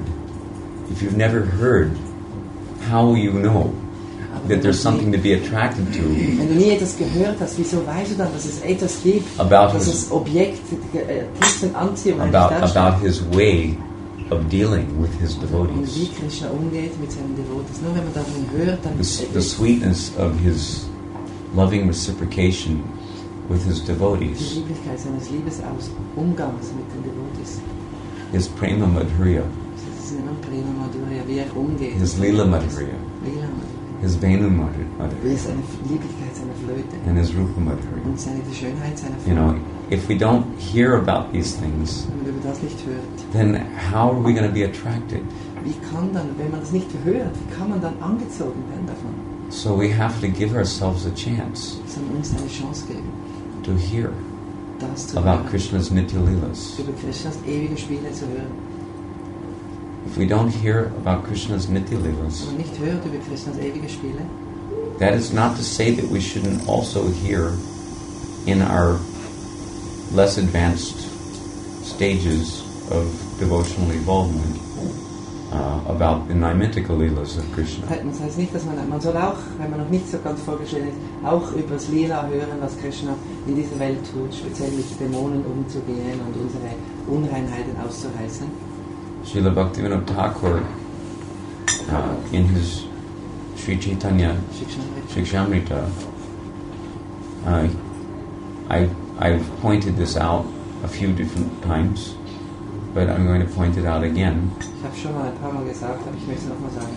That he mentions, with reference to a Bhagavad Shlok, which I'm not, because I'm not such an adept, I'm not able to remember the Sanskrit, that the seriously inquisitive student recites, that he must, I don't know if that's the verse or not, but that one must search out the absolute truth in all time, in all space, in all circumstances, both directly and indirectly. Do you know the verse?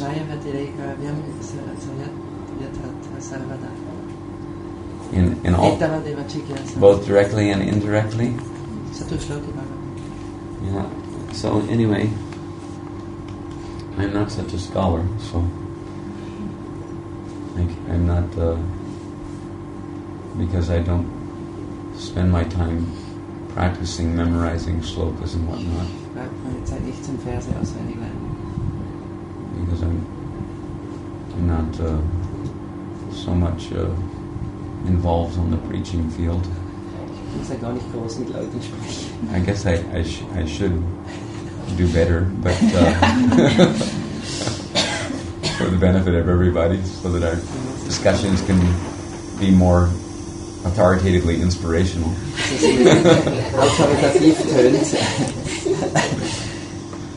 Let me finish the sentence. So he mentions that Bhaktivinoda Thakur mentions that that indirectly refers to the process of elimination of obstacles on the path of progress in pure devotion. Unwissenheit zu zerstören in uns, langsam Hindernisse wegzuräumen, Anhaftungen aufzulösen, aber and directly direkt bedeutet auch means to be fully absorbed in the let's say the pursuit artha pravritti. There's an artha nivritti and artha pravritti. Das bedeutet eben dieses Unwissenheit zerstören, aber es gibt auch artha pravritti, das heißt die positive Anziehung zum Heiligen, zu Krishna. Refers to the pursuit of the goal of relishing rasa by being all you can be for Krishna's pleasure. Alles das zu sein, was du immer sein könntest für Krishnas Freude. Because after all, Krishna's the Bhokta. Krishna ist letztlich der He's the enjoyer. And we're the Bhoga. Und wir sind das Bhoga, das was für Krishnas Genuss existiert. Whether we become a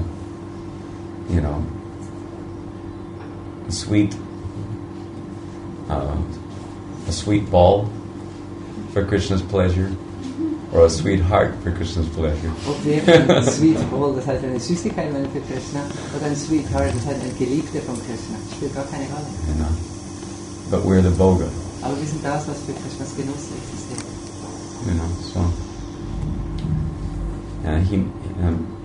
He mentions that in all circumstances we should both directly and indirectly Direkt und indirekt search out the truth. Nach der absoluten Wahrheit forschen. And truth is not, is not a narrow conception of things. Wahrheit ist nicht eine enge Konzeption von Dingen. But truth means searching out the truth. Jivasya tattva jigyasu. I memorized this one. That,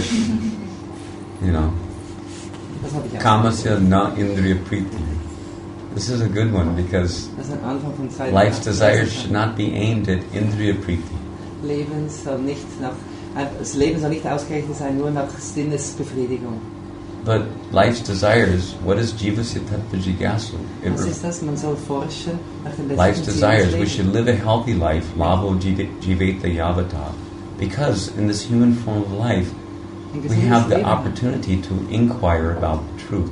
In diesem menschlichen Leben ist ein gesundes Leben, weil wir da die Möglichkeit haben, nach Wahrheit zu forschen. Narto yas cheha karmavi means that there should be no other goal to any of our activities. Es soll kein anderes Ziel in unseren Bemühen sein. That means in all place, all time, all circumstances. Alle Ortzeiten, in allen Umständen. Both directly and indirectly. Indirekt nach der absoluten Wahrheit forschen.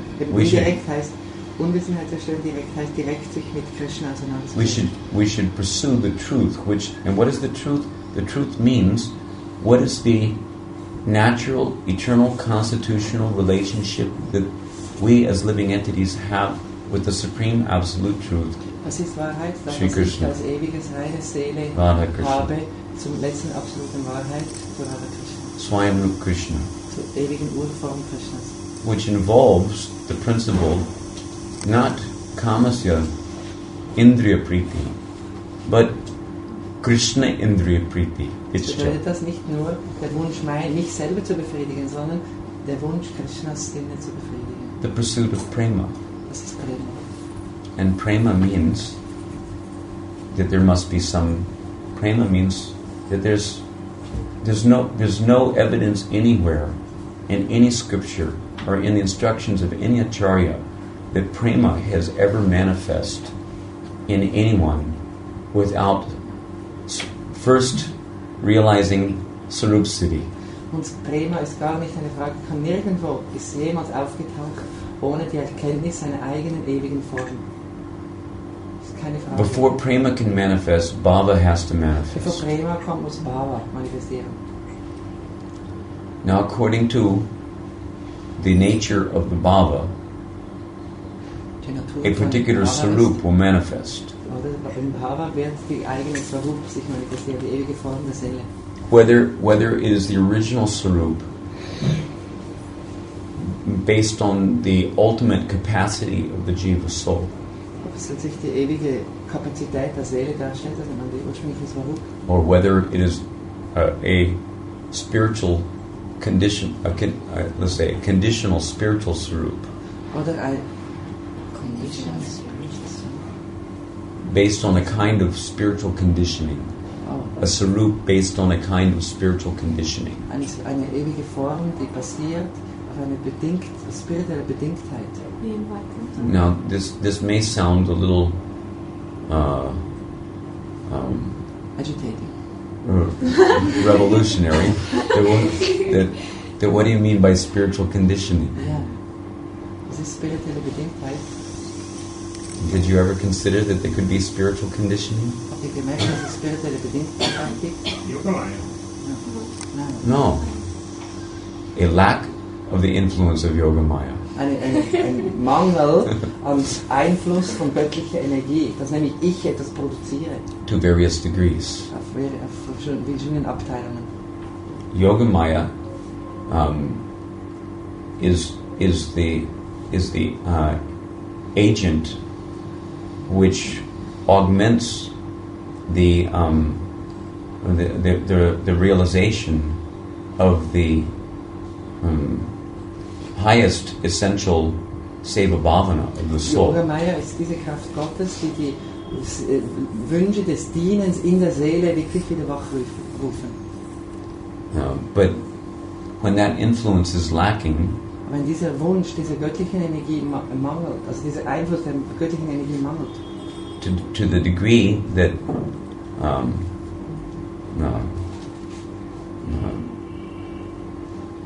the Madhurya Mayi Yogamaya influence is lacking, to that degree one will be conditioned by the Aishwarya aspect of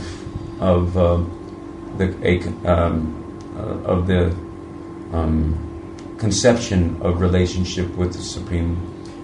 dadurch, wenn diese innere Energie eben noch mangelt, dann ist man nur noch gefangen sogar in einer spirituellen Bedingtheit von der Größe, von der Aishwarya Gottes. So Aishwarya aspect means Gyanmai. Und das bedeutet Gyan, Aishwarya Gyanmai. Erkenntnis. Aishwarya Gyanmai refers to the condition of the consciousness of a soul who has knowledge of the majesty, the greatness of Godhead to a certain extent, zu einem gewissen Maß die Größe Gottes, without understanding or appreciating or realizing ohne das Kosten und Wertschätzen oder ganz wahrscheinlich von Verwirklichen, the ultimate greatness of God in His renunciation of the majestic demeanor. oder ohne zu verwirklichen und zu verstehen, dass Gott in seinem letztlichen Aspekt auch seine gesamte Größe wieder entsagt. On the basis of His desire to relish the sweetness Und das tut Gott nur aus dem Wunsch heraus, Lieblichkeit mit den Seelen zu kosten. of reciprocating with his devotees in all intimacy. Austausch mit seinen Devotees in aller Intimität. So when there's an overabundance of attachment to the knowledge, Gyanmayi, of Krishna's Aishvarya, or Godhead's Aishvarya, Es gibt as Narayan, in Seelen eine etc. übermäßige Anhaftung auch an His Majesties, an seine Größe, an sein Gottsein. then that can be called as a kind of spiritual conditioning. Das ist im Letzten eine der höchsten Formen von spiritueller Bedingtheit. Just like in a soul can have that Und eine Seele kann das spiritual wirklich conditioning, haben, eine solche spirituelle Bedingtheit aufweisen. very much in the same way that he can have material conditioning on the basis of attachment to something which is of an inferior order. Oder genauso wie eine Anhaftung haben kann an materielle Dinge, die von niederer Natur sind. You know, so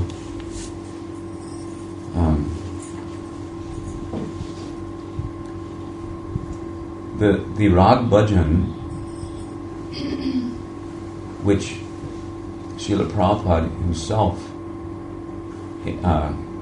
encouraged us Dieser Raganuga Bhajan, to pursue angewiesen hat, eigentlich nachzufolgen, above, rising above the conditioning of a Vaidika Bhakta. bedeutet über diese Bedingtheiten von Vaidhi Bhakti herauszuwachsen. Vaidhi Bhakti is characterized by such conditioning as,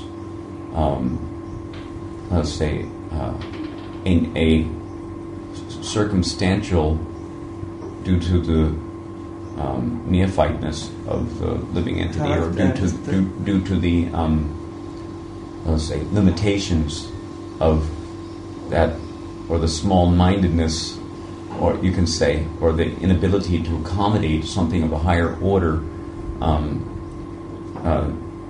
whether it's in its rudimentary stages or whether it's in a more developed stage, because there is such a thing as Vaidhi Bhav, and a distinction between Vaidhi Bhav and Raganuga Bhav, or Vaidika Prem and Raganuga Prem. So there's a distinction. So whether one is in a rudimentary stage of Vaidhi Bhakti, or in a more quote-unquote advanced stage of Vaidhi Bhakti, wherein he is, by the process of Vaidhi Bhakti, or adhering to the process of the Vaidhi Bhakti, by allowing himself to continue to be attached to the conception of the Aishvarya aspect of Godhead and his dealings with his devotees, based on awe and reverence, reverential approach to the consideration of a relationship with Godhead, even a reverential approach to the consideration of a service relationship to the Radha Krishna Vigraha. Oder es gibt Vaidhi Bhakti, bedeutet eben den Mangel an diesem Vermögen, über seine eigenen Limiten herauszugehen, und wie gesehen gibt es selbst an verschiedene Arten von Prema, von göttlichem Liebesaustausch. So, selbst in Beziehung zu Radha und Krishna kann ich dann diese verschiedenen Stimmungen von Raga oder Vaidhi noch hineinbringen. yes. Vaidhi bedeutet übermäßige Anhaftung an das Aishvarya-Konzept. So, even though one may become advanced, means beyond by the adherence to a particular by the Gyanmayi conception, Aishvarya Gyanmayi conception of service relationship with Godhead, one may rise above the influence of the modes of material nature.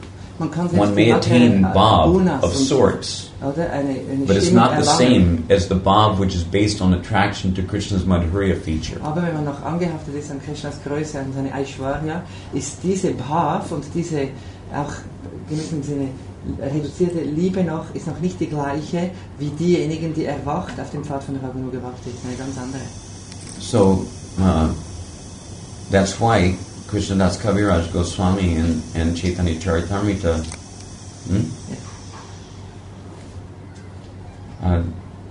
is it getting too late? Yeah, we should soon. Okay. We'll go to Varshana. Yeah, okay. Alright, so anyway, maybe you can, if it's of any use, you can remember these things when you go to Bitte Varshana. versuch das alles ein bisschen zu erinnern. You know, Krishnadas Kaviraj Goswami instructs us in Chaitanya Charitamrita that we should be very careful not to allow ourselves to remain attached or to become attached to the opulence of Lakshmi Narayan Puja. Man soll nicht, es ist so eine Warnung in Chaitanya Charitamrita, dass eine Seele nicht zu dieser Größe und Aishwarya Gottes, auch zu Lakshmi Narayan Puja, angezogen werden soll oder sich da involvieren. Weil es plötzlich ist ein ganz anderer Pfad. Because it will become as a stumbling block to our progress in the realization of our highest achievable goal in the matter of attaining the realm of Braja and the Leelas of Krishna and Braja. Für diese ganzen Stimmungen von Raj. Just let me finish this one point, you know, and that is that which is the reason why I entered into any discussion concerning this, is that that's the reason why it's important for us to hear about the Nitya Leelas of Radha and Krishna. Das ist echt der Grund, weswegen es so wichtig ist, über das Nitya Leela von Krishna Because without hearing about the sweetness of Krishna's dealings, you know, his Leela Madhurya, his Rupa Madhurya, Prema Madhurya, Vena Madhurya, without understanding the Madhurya aspect of Krishna and seeing it in practicality, how are we going to be able to be attracted to that realm? And without being attracted to that realm, that means rag. Rag means attraction. Das nennt man Anhaftung. So there's preliminary attraction, and then, in other words, there's an attraction which is like the green mango, and there's attraction which is like the ripe mango. Und eine Reife, die grüne Mango-Anhaftung bedeutet, selbst wenn ich noch in Unwissenheit bin, teilweise, kann ich dennoch schon angezogen sein an die Liebe. Das ist wie grüne Mango. So without allowing ourselves to become attracted to the beauty of Krishna and be attracted to the beauty of transcendental rasa, Madhurya rasa, with Krishna in Vrindavan, how are we going to be able to surpass the conditional attachments? Wie kann man dann diese spirituellen Bedingtheiten, zum Beispiel von Aishwarya, which is centered around the contamination. Prabhupada calls it as a contamination. Selbst das Wissen über Gottes Gottsein the contamination of Aishwarya Mayi Bhakti. Aishwarya Gyan Mayi Bhakti. It is a contamination, just like material contamination. There's also spiritual contamination. It's a contamination which is not allowing the highest natural, you know, being all that you can be all for Krishna, sein, was du sein könntest für Krishna. You know, to actually manifest. Was könnte sich manifestieren? You know. Okay. So. Thank you so much. Hare Krishna. Maybe just, we spoke so much about Sankirtan. Can we allow to beg you to sing bhajan? Is it? I don't know. It's Okay. Anyway, there's no mridanga here, right? No one has a mridanga. What's the use of a sankirtan without a mridanga?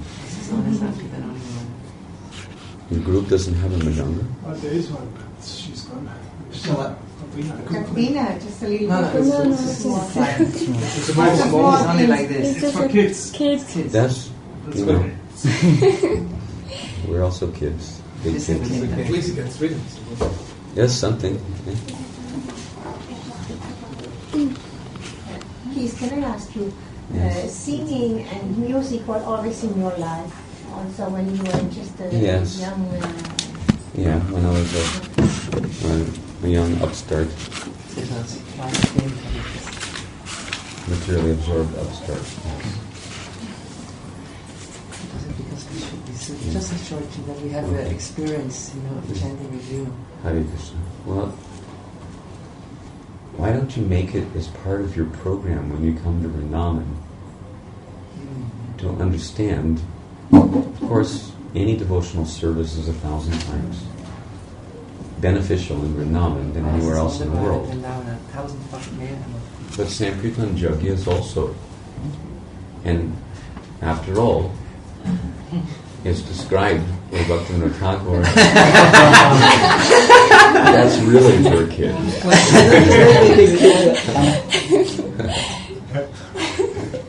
That's really fun.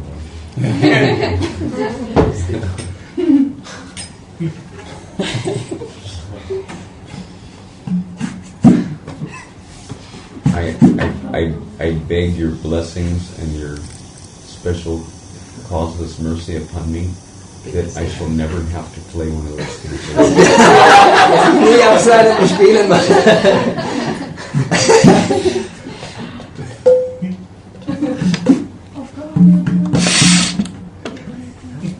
At least,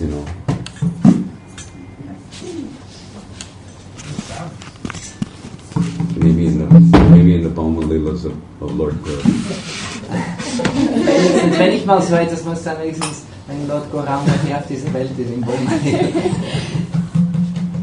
But not in this material world. Aber bitte nicht in der materiellen Welt.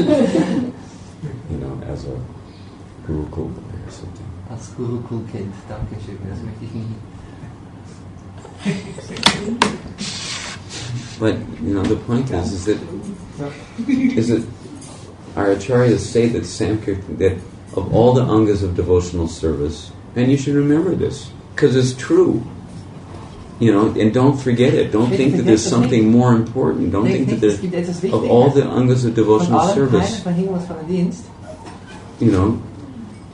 angas of devotional service, which even characterize Vaidhi Bhakti. What to speak of performing Sankirtan, because you can perform Sankirtan in Rag Bhakti also. It's not that in Rag Bhakti that you're just somewhere off in the Leela somewhere.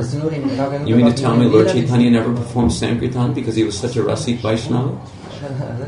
Playing the role of such a Rasik Vaishnava? He was actually relishing rasa, in the context of his performing Sankirtan Yajna. Relishing. It's okay, just for a few minutes because Darshan is still calling us today.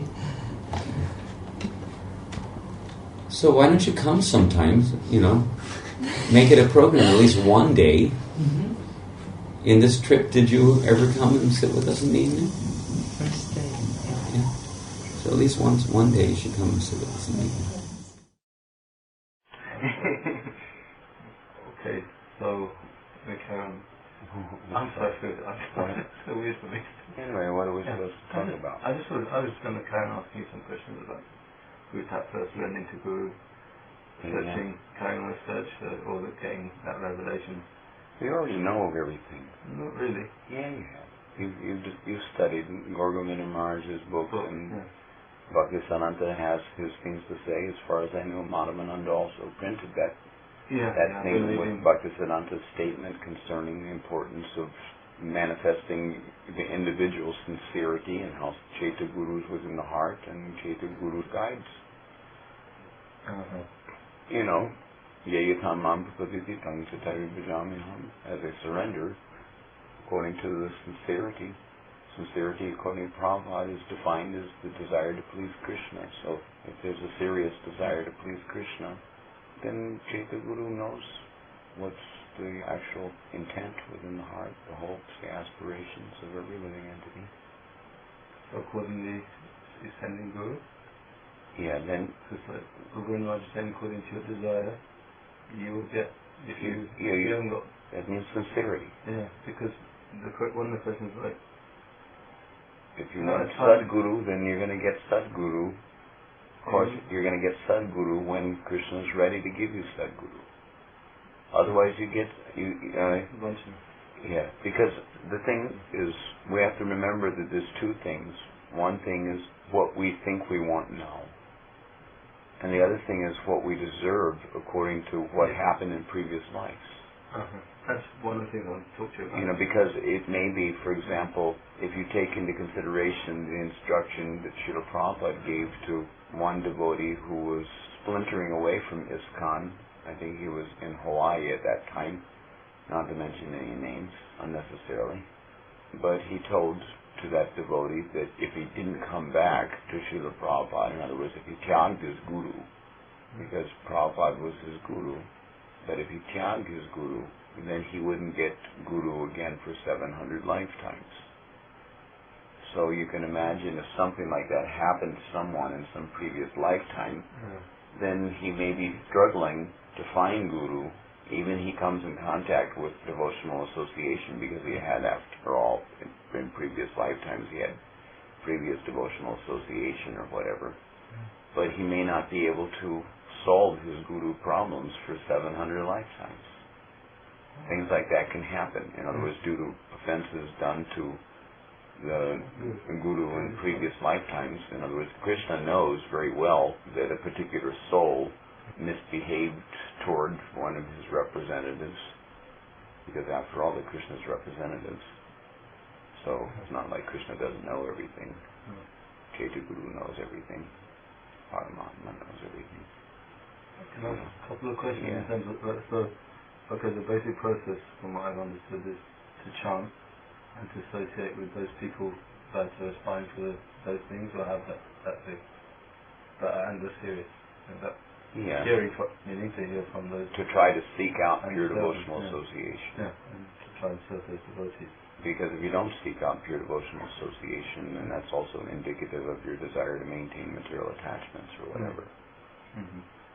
Now, one thing, like when it says someone is searching for Sadguru, that's a desire, or desiring to meet that kind of person.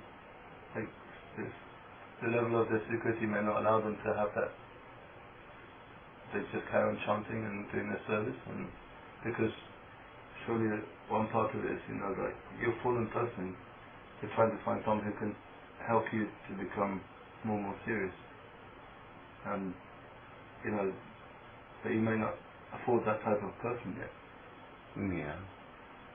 So just by carrying on... Or you may not be able to see that person. So, see that, Krishna's not allowing you to see. Just like so many people saw Krishna in the battle of Kurukshetra, but they didn't recognize who he actually was. Or they actually saw. Atheists will see the deity in the temple and see a stone. They won't recognize that he's actually Satchidananda Vigraha, Krishna himself. So according to the eligibility to see, and according to Krishna's desire, because Krishna says Yogamaya Samavita, Mudoyam Navijananti. He doesn't reveal himself. They don't see. And the prayer, like, can you say to Krishna, my desire is to meet a Prema Bhakta, who's a Gaura Bhakta and a Prema Bhakta, for example, said that's my desire, because disciple of Śrīla Prabhupada. Is that conditional prayer? No, but a more realistic prayer. Because actually you can say your desire, but is it really your desire? To what extent is it your desire? In other words, just like you might have heard me tell the story of how I threw my beads across the room and blurted out to the inner voice within me, which was again and again interrupting. It was Krishna interrupting my japa, saying, first deserve, then desire, first deserve, then desire. Then I threw my beads all the way into that corner from all the way over here. Curtains were closed. My deities were taking rest there. It was around 1 o'clock in the morning when I was chanting my japa. And said, damn it, when will I be able to deserve the desire? And then immediately, as soon as I said that, within a split second, an Akashvani in my room. Akashvani means a sky voice, a voice that manifested, permeating the whole ethereal atmosphere, saying, when your desire is big enough. It was the first time and last time I've ever heard an actual Akashvani. It wasn't coming from any particular place, it was just coming from ether. But that answer to my question answered a lot of questions for me. When your desire is big enough. So what that means, the immediate implication of that statement manifest in my heart as soon as he said it, was that desire is big enough means that it's so big that there's no room for any other desires in your heart. When you're actually desiring Sadguru, and there's no room for any other desire in your heart, then from your side, you're deserving. Because you're deserving when your desire is big enough. You're deserving from your side. It can only be when your desire is so big that there's no other desire in your heart. No room for any other desires. So then, the point is that it may not be so realistic for you to pray in such a way that I desire this. So therefore, please fulfill my desire, because your desire may not be big enough. In other words, you may not deserve. So the better thing to pray for, more honestly admitting that I know that I should be desiring, but I know my desire is not big enough. I know that I don't deserve. I don't deserve anything. After all, my desire was to leave the company of Krishna, to come to suffer in this material world, to play number one, the big boss, big fish. So that was my desire. And as long as my false egoism is not completely purified, that desire is still lingering to some extent or another. So therefore, really, my desire is not big enough. So therefore, really, I don't deserve. I don't deserve Guru. If it's depending on the amount of my sincerity, meaning have the desire to please Krishna by somehow or other serving his representative, Guru, then I'll never make it. That's how I'm feeling. Yes. So therefore, the prayer should not be that I desire this, therefore could you please fulfill. The prayer should be that I know that I don't desire it. I know that I don't deserve. I don't have enough desire. I don't have enough sukriti. I don't have enough going. But my prayer is to beg and beg and beg for special causeless mercy of Krishna. That even though I don't desire, but I have no other hope if I don't get, I feel like someone I'm not qualified at all. I feel that, and I feel like I'm chanting and trying, but I know that I'm far away from. But I know that that's the right thing, and that if I do it, if I try to do anything else and try and friends to someone without having faith that type of person, I'll be cheating myself and that person. That'd be a funny thing to do. So I want to make it. But before we can wrap this point up. But then there's another point of discussion that can be also entertained. The fact that we actually don't deserve, or the recognition of our lack of deserving, doesn't stop when Krishna somehow or other miraculously gives his causeless mercy to reveal to you your Sadguru. Even after Krishna gives his causeless mercy, if he so desires, to answer that prayer, not that I desire, but whether I desire or don't desire, I need your mercy. And hopefully by the influence of such a stalwart devotee, then he can help me to increase my desire like that, or become more qualified, or more deserving. We don't deserve. Who deserves? Hardly anyone can say that they deserve to have Sadguru. But that mentality, that understanding, that realization, as it were, that I don't deserve and that I require mercy, that should be a perpetual thing, a perpetual consciousness of the individual. that actually I don't deserve. How I can never deserve really sufficiently. If I could deserve, then I could pay back my spiritual master.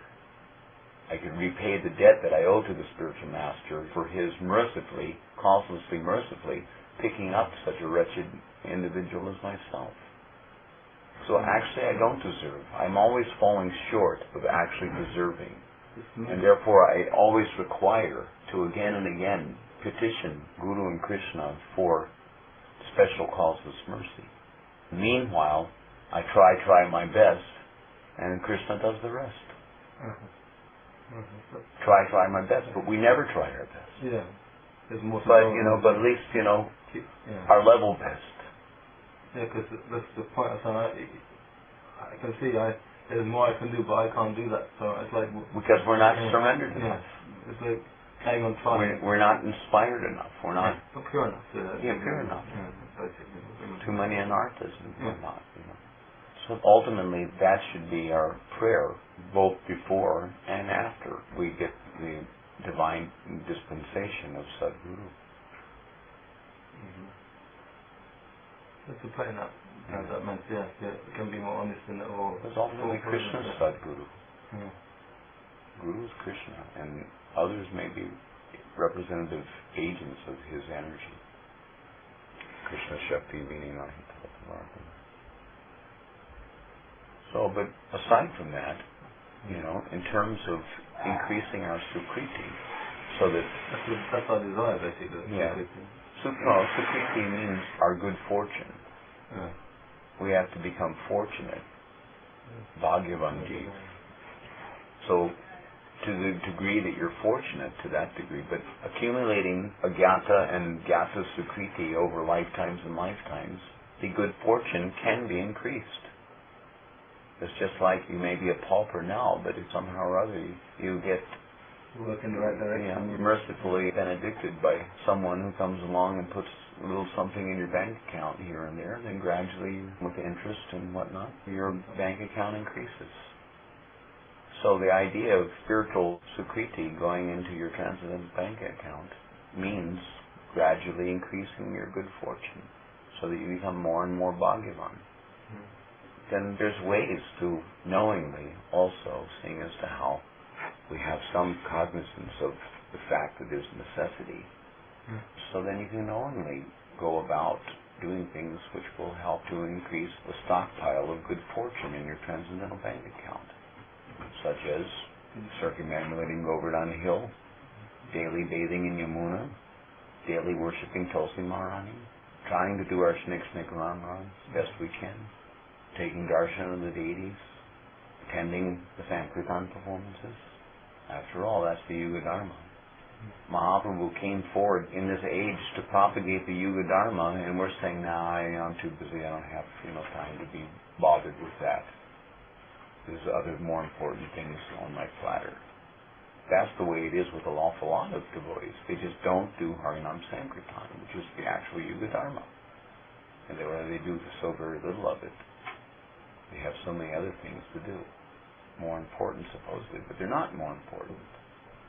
There's actually nothing more important than performing the Yuga Dharma. Anything else that we're doing should culminate in our inspiration to perform the Yuga Dharma. And if it doesn't do that, then it means that we should question whether or not we're doing the right thing, or whether our mindset is in the right place, whether we actually understood what is Mahaprabhu's intentions for the fallen conditioned souls. So if Mahaprabhu sees that someone is again and again and again, daily, regularly, engaging himself in Nam Sankirtan with as much energy and as much of his time involvement as possible, then he's going to see that this man is at least sincere, at least a little serious, about taking the gift that I've come to offer, namely Kali Yuga Dharma, Harinam Sankirtan. So if he sees that at least you're interested in the affair, then he may be inspired more quickly to reciprocate that this man's serious about doing the Yuga Dharma. And doing the Yuga Dharma doesn't mean that you have to have Sadguru just to do the Yuga Dharma. We should hear the holy name or chant the holy name in the association of pure devotees, or at least people who are serious about trying to become pure devotees. whether they're on the clearing stage or on, at least if they're on the clearing stage, according to Bhaktivinoda Thakur, they are not bad company. It's not bad to associate with persons who are chanting Namavas, shadow Namavas. But it's not good to associate with persons who are chanting the reflected name, Bhakti-bimba Namavas. They're materialistic devotees. But those who are chanting Chaya Namavas, it's not bad to associate with them, because at least by their association and by performing Sankirtan Yajna in their company, gradually material contamination is reducing. The anarthas are becoming, at least the grosser anarthas, which are impeding or clouding our ability to see things in proper perspective, are becoming dissipated. So then the next point of discussion would be sadhu sangha, seeking out sadhu sangha. Because factually, real sadhu is one who's chanting the pure name. But we may not be able to recognize who's chanting the pure name and who's chanting Namavas.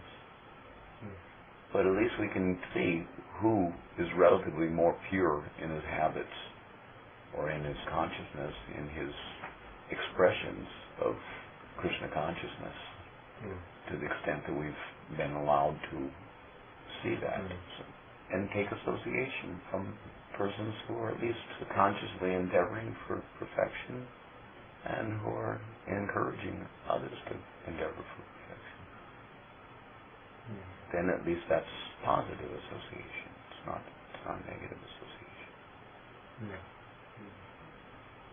Uplifting. Yeah, so keeping in the company of people who are positively inclined toward the pursuit of pure devotional ideals.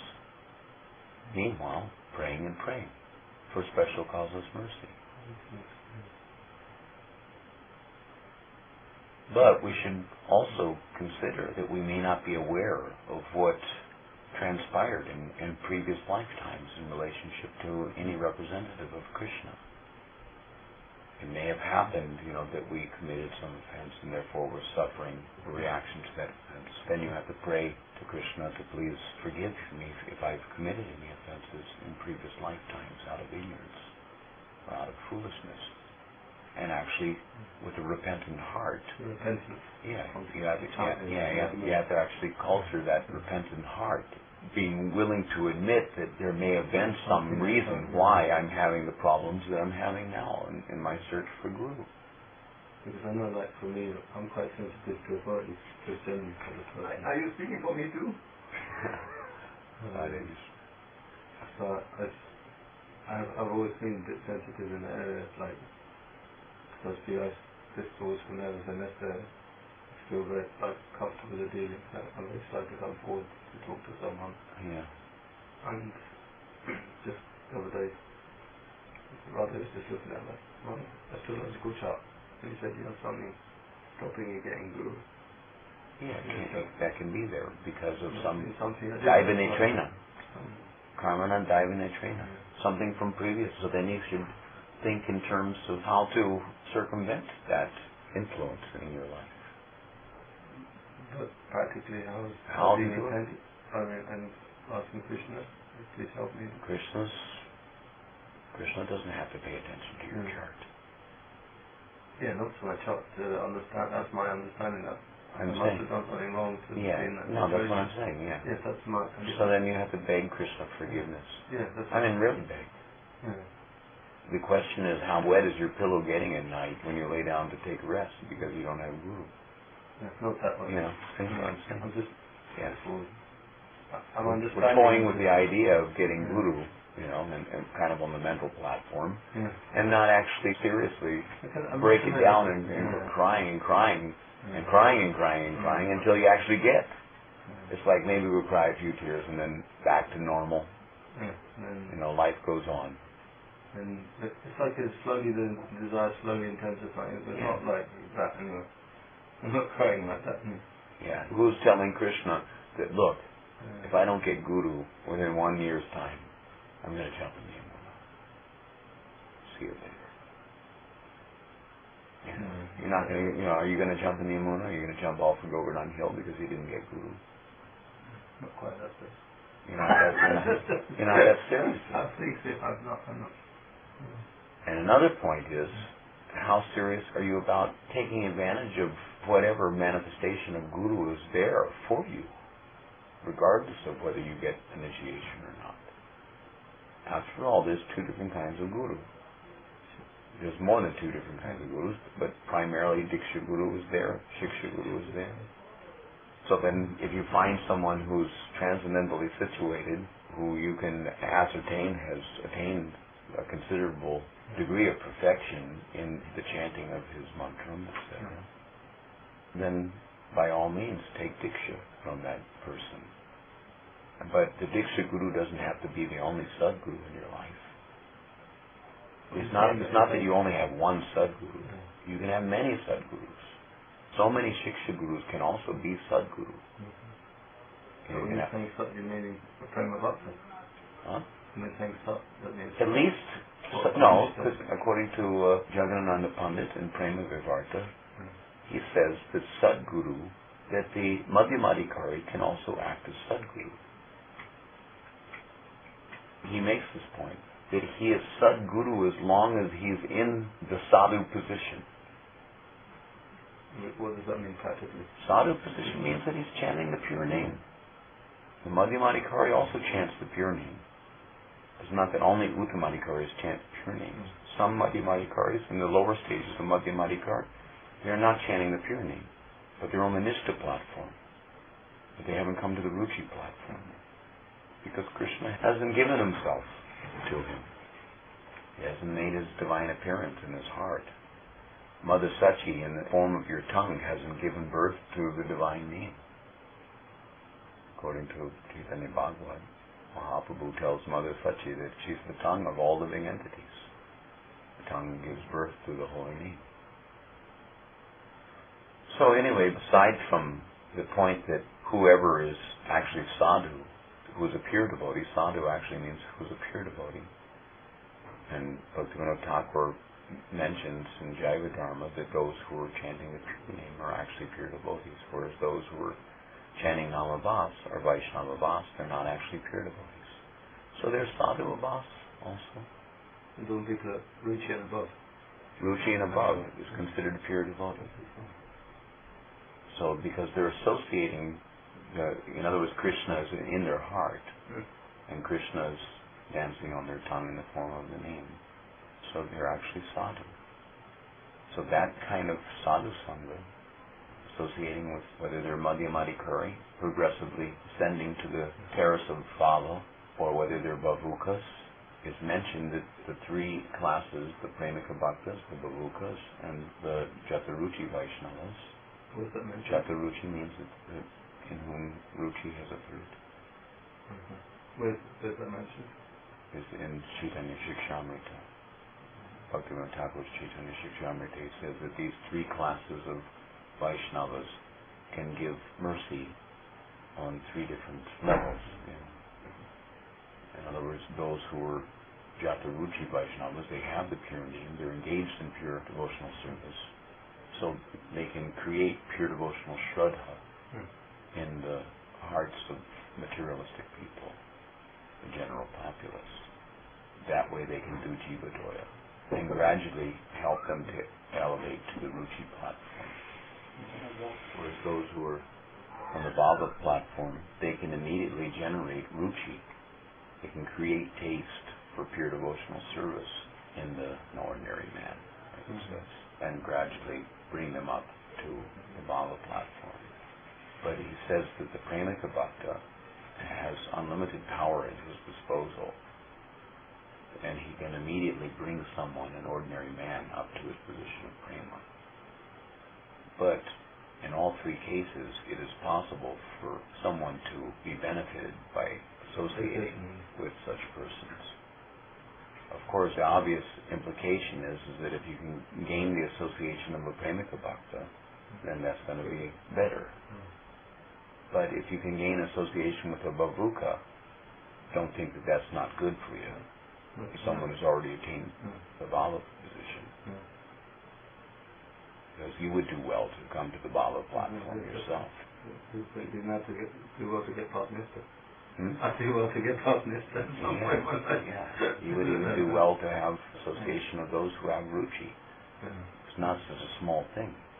Those who have a sakti, according to Harinam Chintamani, it's described how those who have a sakti, they're like incessantly pouring tears out of their eyes, and exhibiting a myriad of sattvic vikar, even before they come to the Bhava platform. It's not a boss, it's real. So in any case, from our side, we can endeavor to seek out. But no matter how much you seek out, if Krishna doesn't want to make the connection with those people, you can search and search and search. And even if you don't seek out, if Krishna wants to make, it'll manifest in your life. How cool was that? Prabhu always says to me, you just sit down in one place and do your bhajan, don't move around too much, he says. Yeah, and Krishna will send you. That's what he says. Yeah. He's always saying it. But the further point of discussion that I feel is worth mentioning, and that is that in Vrindavan Mahimamrita by Prabodhananda Saraswati, he says that I worshipped many gurus and I've read many scriptures, but his opinion is that the best guru and the best scripture is Sri Vrindavan Dham. That Vrindavan itself is guru. And furthermore, it is mentioned, even Śrīla Prabhupāda discusses this in a conversation with some of his disciples, how those who live in Vrindavan, for them, Krishna is directly their guru. Isn't that any adhikar in that discussion of the practitioner? Krishna is directly their guru. The adhikar will be seen in terms of the extent that the practitioner follows their guru. Just like Prabhupada mentioned in another conversation, when a devotee asked Prabhupada, is it true that for the Brajvasis that Krishna is their guru? Prabhupada answered yes, but the difficulty is why they are not following their best guru. Krishna is the best guru, but they're not following. So then, when we think in terms of following best guru, then we have to consider what is the desire, what are the instructions, what is his intention for the fallen conditioned souls in this age of Kali. So then ask yourself simply, how much Harinam Sankirtan are you doing in your life? How much of your life is actually centered around the performance of the Yuga Dharma? Everything else in the Sankirtan movement is Sankirtan really only to the extent that it promotes the ultimate focus on the Yuga Dharma in one's life. Otherwise, whatever else we're doing, if it doesn't increase Sankirtan Ruchi, or our absorption in Sankirtan Rasa, then it's considered as an anartha. Even though it is seen to be one of the angas of pure devotional service. The anga of pure devotional service itself can be considered an anartha if that anga of pure devotional service doesn't promote your absorption in the Yuga Dharma Harinam Sankirtan. And many devotees don't understand this point. You think from the other four angas you'll get more desire to chant? The idea is that hearing a Bhagavatam, for example, that should inspire you to glorify Krishna's name. Worshipping the deity in the temple should inspire you to glorify the deity's name.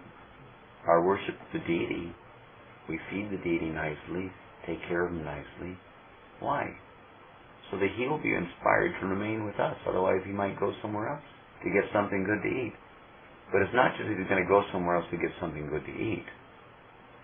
Even if he doesn't get something good to eat, but if he sees that his devotees are engaging in Nam Sankirtan, he'll be inspired to stay with us, to place his favorable glances upon our performances of Nam Sankirtan. But if we're lavishing him, but we're not doing the Yuga Dharma, if we're absorbed, day and night in worshiping the deity, but we're not engaging in the Yuga Dharma, Nam Sankirtan, then it may be a long, long time before we get prema. Because in this age of Kali, it's Harinam who gives prema. Rarely the deity will give prema, or even bhava. It may happen. But it usually happens in the lives of those who the deity gives prema or bhava to those who are performing Nam Sankirtan. And he's satisfied by their performance of Jagya. No one can claim to be pleasing Krishna in this age of Kali without pleasing Lord Chaitanya. And according to Shastra, the way to please Lord Chaitanya is to perform Nam Sankirtan. Jagyai Sankirtana Prayaryajanti Yasumiyasa. Those who are good brain substance recognize that this is the process by which we satisfy the Kali Yuga Jagya Purush. But many devotees, they overlook that point. So then, how are they satisfying their best guru? Lord Chaitanya can be directly your guru. By living in Mayapur, Lord Chaitanya will be directly your guru. And of course, naturally, just like Gadadhar Pandit also wanted to accept guru. So even though he's a resident of Mayapur, even though he was Radharani himself, but still he accepted Pundarik Vidyanidhi as his guru. And Achyutananda, the son of Advaita, accepted Gadadhar Pandit as his guru. Like that. So they still accept guru.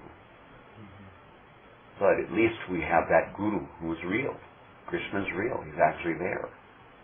And he's actually instructing us. He instructs us through the Shastras, particularly. If we at least have nishta for that fact that Krishna is our guru, or that Chaitanya Mahaprabhu is our guru, then when we hear the Shastras, on the basis of that nishta, we have eligibility to actually glean the essence of the Shastras and apply the principles in our life and make progress in Krishna consciousness. Just on that point, just the thing that you just hit it, I was just reading that, the last article that Madhavananda has written about the Bhagavatam. He's saying the importance. One thing is like he was saying, like reading Bhagavatam, but to hear it from someone who's realized it's more beneficial than reading it. We don't always have that facility in front of us. Then, according to Jiva Goswami, you have to take advantage of the Vani of the predecessor acharyas. It's that Uncle Govinda said at the end of his class. It may be better. Certainly, if there's a Mahabhagavat who has realized in his own life the beauty of the Bhagavatam, the import of the Bhagavatam, no one can deny the fact that it's best to have both the person Bhagavat Association and the book Bhagavat Association.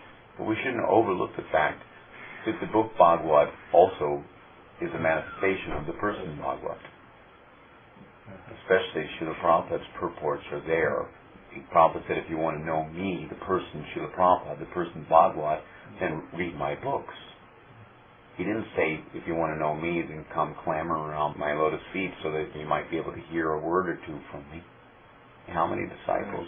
It's not that you can't get Guru Nishta from associating with his Vani.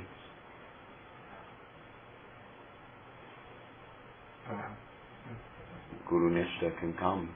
Mercy comes in four ways. Hari, Guru, Vaishnava, Bhagavad Gita. If you have Nishta for the association of Vaishnavas, means Shuddha Bhaktas. If you have Nishta for association with Guru, if you have Nishta for associating with Hari, if you have Nishta for associating with Bhagavad Gita. Krishna in Bhagavad Gita itself is acting as Guru. Mame Kam Sharanam Braja. Go there. That's why I said Bhagavad Gita actually, because that's Krishna's words himself. Obviously, yeah, Krishna's words. I just never thought that. That's all. When you're singing the prayer, I was never thinking. I was thinking Bhagavad Gita, but I meant all Shastra. It's his Vani. Yeah. That's his actual Vani. Which is non-different from himself. The Acharya is non-different from himself. Why? Because the Vani of the Acharya is representative of Krishna's Vani. The Vaishnava is also the same. Hari, Guru, Vaishnava, Bhagavad Gita. Bhagavad Gita means beginning with Bhagavad Gita. Bhagavat and all the Acharya Rasa Granthas and everything. They get mercy from all these agents of Krishna's mercy. And connected just to the subject of Bhagavad Shastra, hearing Shastra. I don't know if it's the right thing or wrong thing. At times gone on, I've always more or less religiously gone to Bhagavatam class for the last 12 years. Whether speaking, whether like I was telling Tadi, I started to not always feel so inspired to go. But difficult with speaking sometimes, and sometimes I think you can glean something from anyone that's speaking. what's the practical balance? And then the other side of me thinks, well, Prabhupada was pleased that we attend Bhagavatam, the morning program, basically. So you can do that. What's the proper balance of that?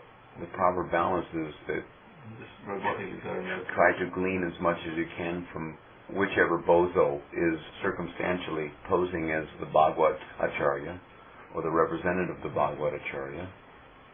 It may unfortunately be that many speakers are not going to actually have much potency because they're not that pure. They're not that focused on the actual essence of what the Bhagavad is presenting. So they get diverted to various other sub-religious discussions which are not actually fully focused on the Bhagavad Siddhanta. So then, okay, officially, to please Prabhupada, we attend the class. But then the rest of our day, what are we going to do? The class, after all, doesn't last for more than an hour usually. But then the rest of the day, you can absorb yourself in hearing from persons that you know, or at least on some relatively higher level of realization. Even impromptu discussions like the one we're having now also can be useful. Yes. Maybe even you get more out of a discussion like this than you'll get out of many Bhagavatam classes.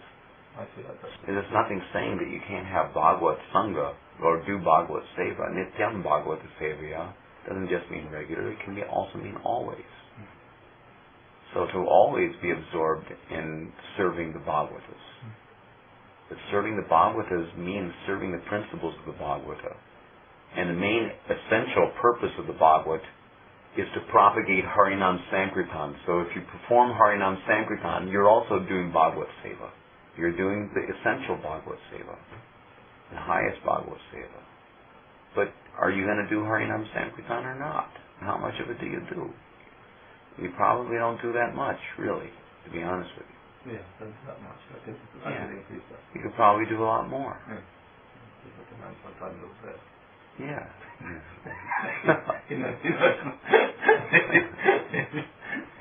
Yeah. Unfortunately, I'm also not doing very much, but that's my circumstances of situation, and you also have your circumstances and situations.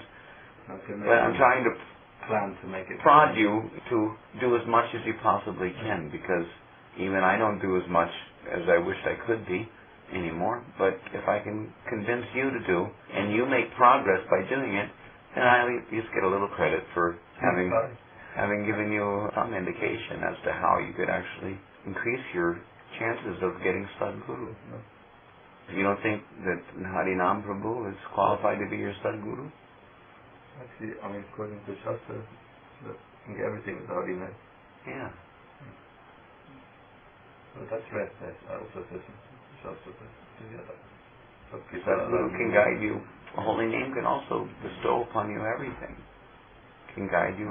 And also, for me, my faith goes to the holy name at the end of the day, personally.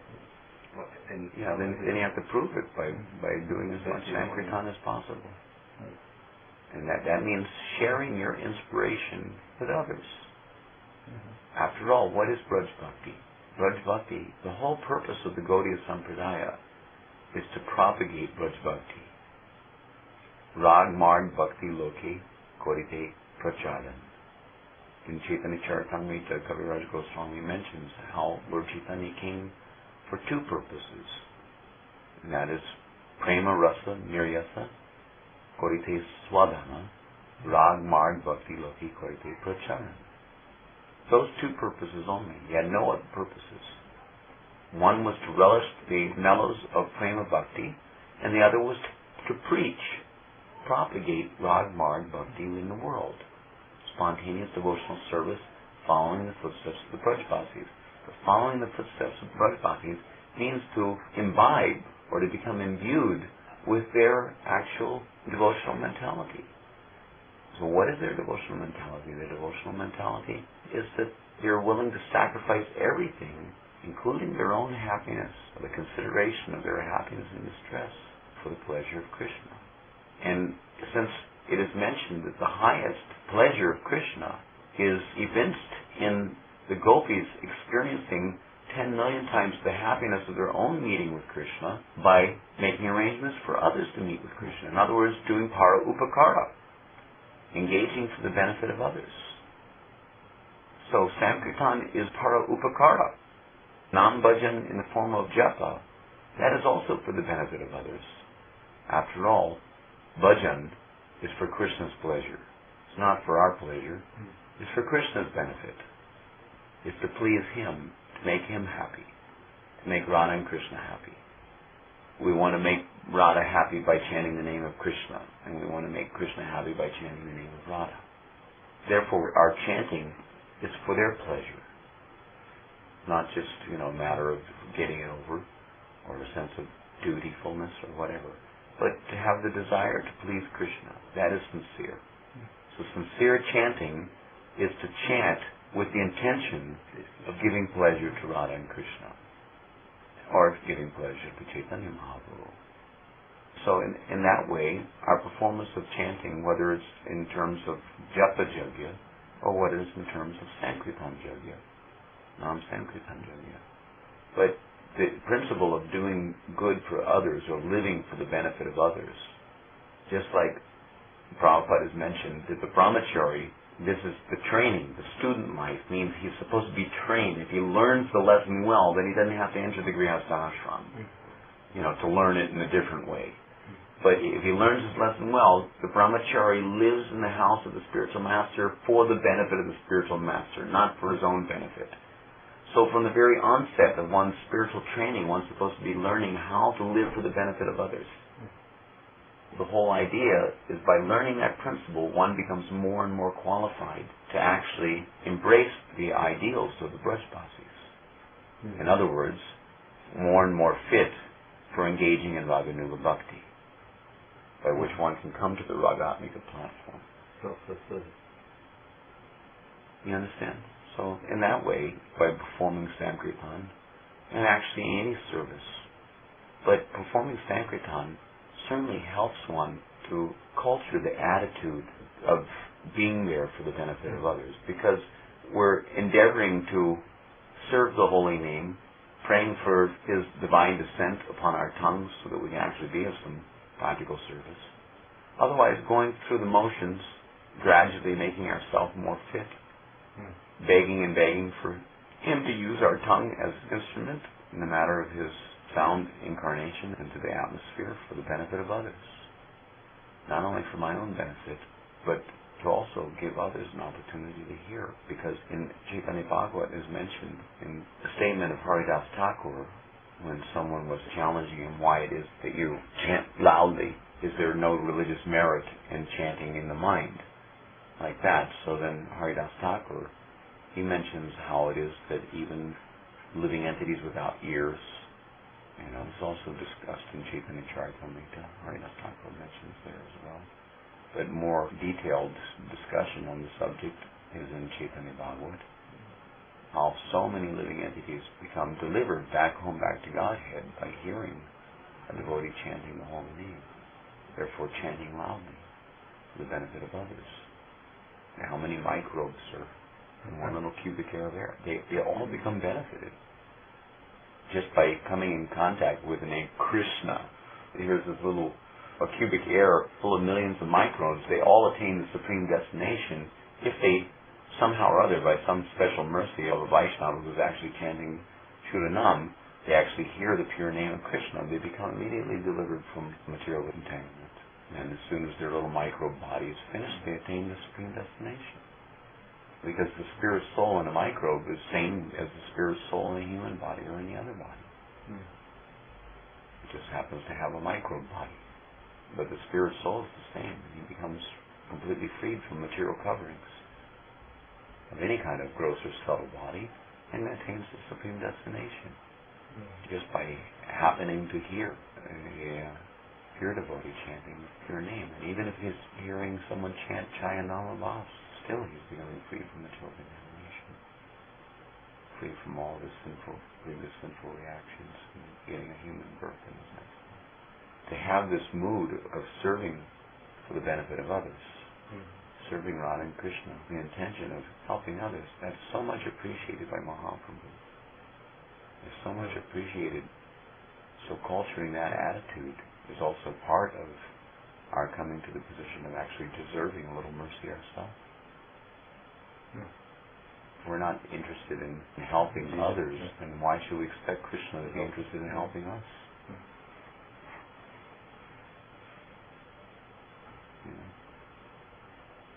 Otherwise we can go on with our small-minded little concept of what it means to be a devotee.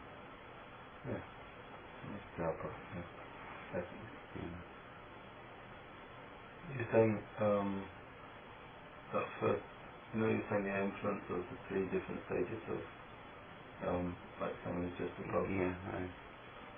You're saying that, what was the effect? I didn't, the first one, you said like, you mean the on the other end, just like someone the sadhaka? Yeah. The sadhaka means that he can instill pure devotional shraddha in an ordinary man. Faith to follow the process of devotion. Yes.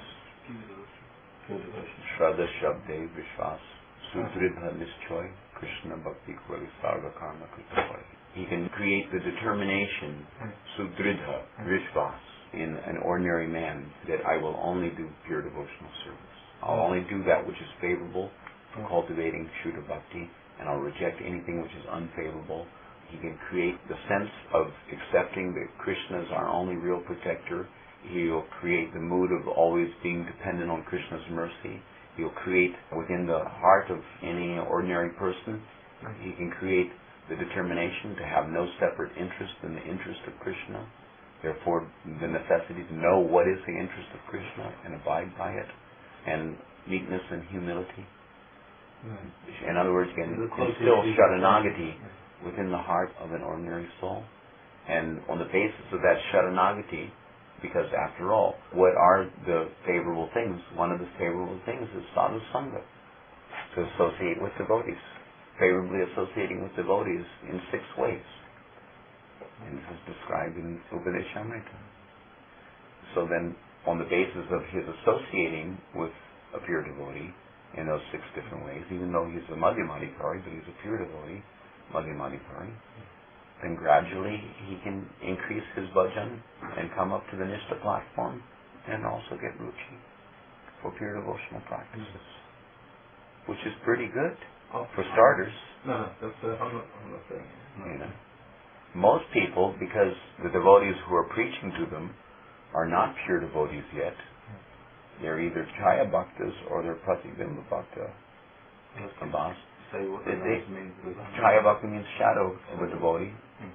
Bhakta Praya means like a devotee, but not really a devotee. Looking like a devotee, show bottle, or whatever you might say.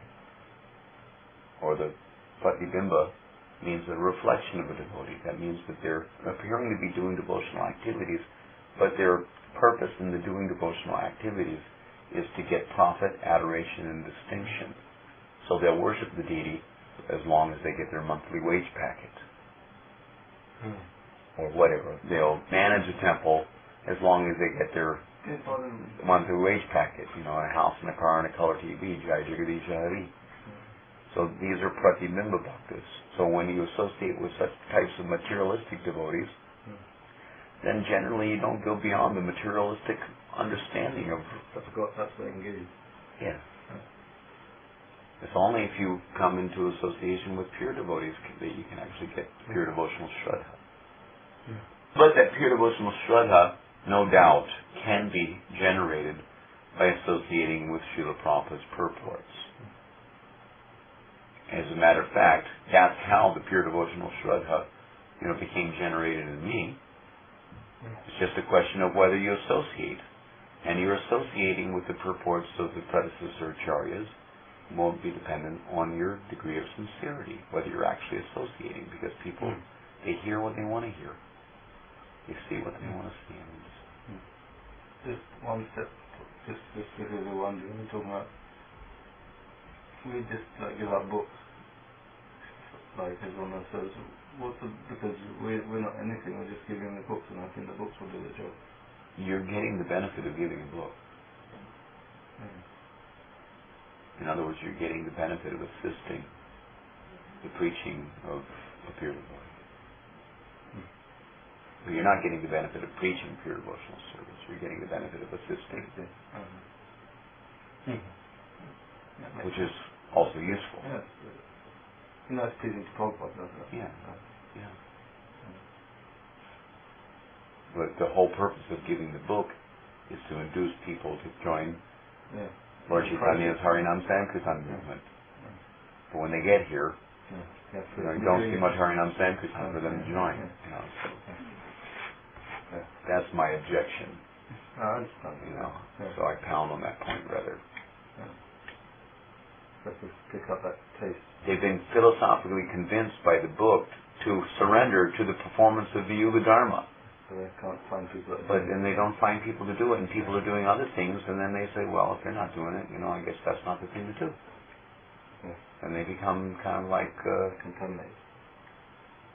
By that association. They miss the point. Or they lose their focus or their understanding, because after all, they're neophytes. They basically glean the idea, but then everyone's preaching something else, and then so they kind of like they say, well, maybe I misunderstood what I was reading, and then whatever they did understand becomes obscured and kind of like put in the subconscious somewhere. And then when someone comes along and says, wait a minute, and then they might remember that actually I did read something about the fact that it is the Yuga Dharma. Sufficiently frustrated. Another project. Yeah. So it's not enough for a book distributor just to be a book distributor. To study the books and he also should do Nam-Sankirtan so that he can at least gain some realization what the book is inducing people to do. And that'll give him more inspiration to carry on with distributing books, because by doing Nam-Sankirtan he got prema. Get taste from that and then you want to give that to other people. You should have to become more serious about observing myself in chanting. It's not like there's everything else to do, but so therefore we really don't have to do the Yuga Dharma anymore for books. That was old-fashioned. Now it's outmoded. We can have the computer chant for us. MP3 players and iPods can chant for us. We don't have to chant anymore. It's not like we have to, put our energy into it. I have one more question. I have to dress the babies tomorrow. We can ask or we should stop. Quick. What's the time now? It's 11:30. That means it is 10:30. It's almost 10:40. Oh, 10:38. Yeah. Okay, we can stop the thing. Yeah. Well, you're around for a few days, right? 3 more days and we'll go back to marathon. Go back to where? Not to England. England? And then come back. Hopefully What are you going to do in England? Christmas marathon. Distributing books? Yeah. Okay. Making a point of staying more in Vrindavan. I'm trying to... Yeah, spend more time in Vrindavan. What, 2 years? Second year now? This is the second year now. Last year just started.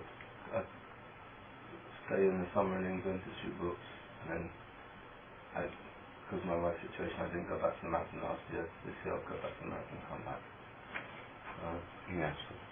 Spend more time here, because one thing you have to remember is that whatever sukriti you can get by doing any devotional activity anywhere else in the world, you can get 1,000 times the same sukriti by doing the devotional activities here. If you're going to chant, or going to do anything, even distributing books, you get 1,000 times the benefit of distributing books by distributing books in Vrindavan or Mayapur. So that's well worth considering. And then Govardhan, I'm Balinese. Yeah, we just even seeing Govardhan. It says that by seeing Govardhan, just by having a darshan, you get the benefit of 1 crore of Janmashtami fast. And 1 Janmashtami fast is worth crores of Ekadasi fast. In terms of the amount that comes into your transcendental bank account. I should make more of it. So just go to Govardhan, take bath in Radhakund as many times as possible. Bathe in the Yamuna. Circumambulate Tulsi Devi. Water Tulsi Devi. Take care of Tulsi Devi even. You can do that. What would happen when I go away though? Is that I'm always moving around after England here. Whatever, have somebody take care of her. But there's nothing saying that you have to be initiated to sow a Tulsi tree. By sowing a Tulsi tree, you go back home up to your life. Really? There's so many of these things that you can do. By offering the ghee lamp lit by a Tulsi stick, you get the benefit of 10 million ghee lamps. And it's mentioned that there's no one more dear to Krishna than one who offers a ghee lamp lit by a Tulsi stick. You want to become dear to Krishna? There's an easy way to do it. One way is to distribute books. Another way is to become doubly dear. Do both. Yeah, I can do more of those type of things. So many things like that, there's not much can help you. Problem winning program at the best, and something else. You're not going to go on the altar here in the Krishna Balaram Mandir and offer an arti because you're not initiated. That doesn't mean you can't take a little ghee wick, and go in front of Radha and Krishna and offer to them any time of the year. Doesn't have to be Kartik time. What, lit from a Tulsi stick? Yeah, just take the dry Tulsi stick and put a little camphor on your ghee wick. So it lights up fast because your Tulsi stick fizzles out usually too fast. And quickly transfer the flame from the Tulsi stick onto the ghee wick and then offer it with a smile. Okay, let me stop. I'll try to apply these things more seriously. That's it. That seems to be the... And sooner or later, Krishna will help you. But, it's important to cultivate that mood of begging for forgiveness and begging for mercy. And having the serious willingness to repent whatever happened in a previous lifetime. To make it so that there's some impediments to your getting good in this lifetime. And we just leave the questions we don't go with this, we don't get a chance. It's about the succession getting lost at some point, and then I've seen in Gokul Vinraj's books says there's always two devotees on the planet. Yeah, but he may not be in the same disciplic succession. Oh, that's yeah. You talk about that. That was just the other question. Yeah, well, that's the whole discussion about what constitutes the sampradaya.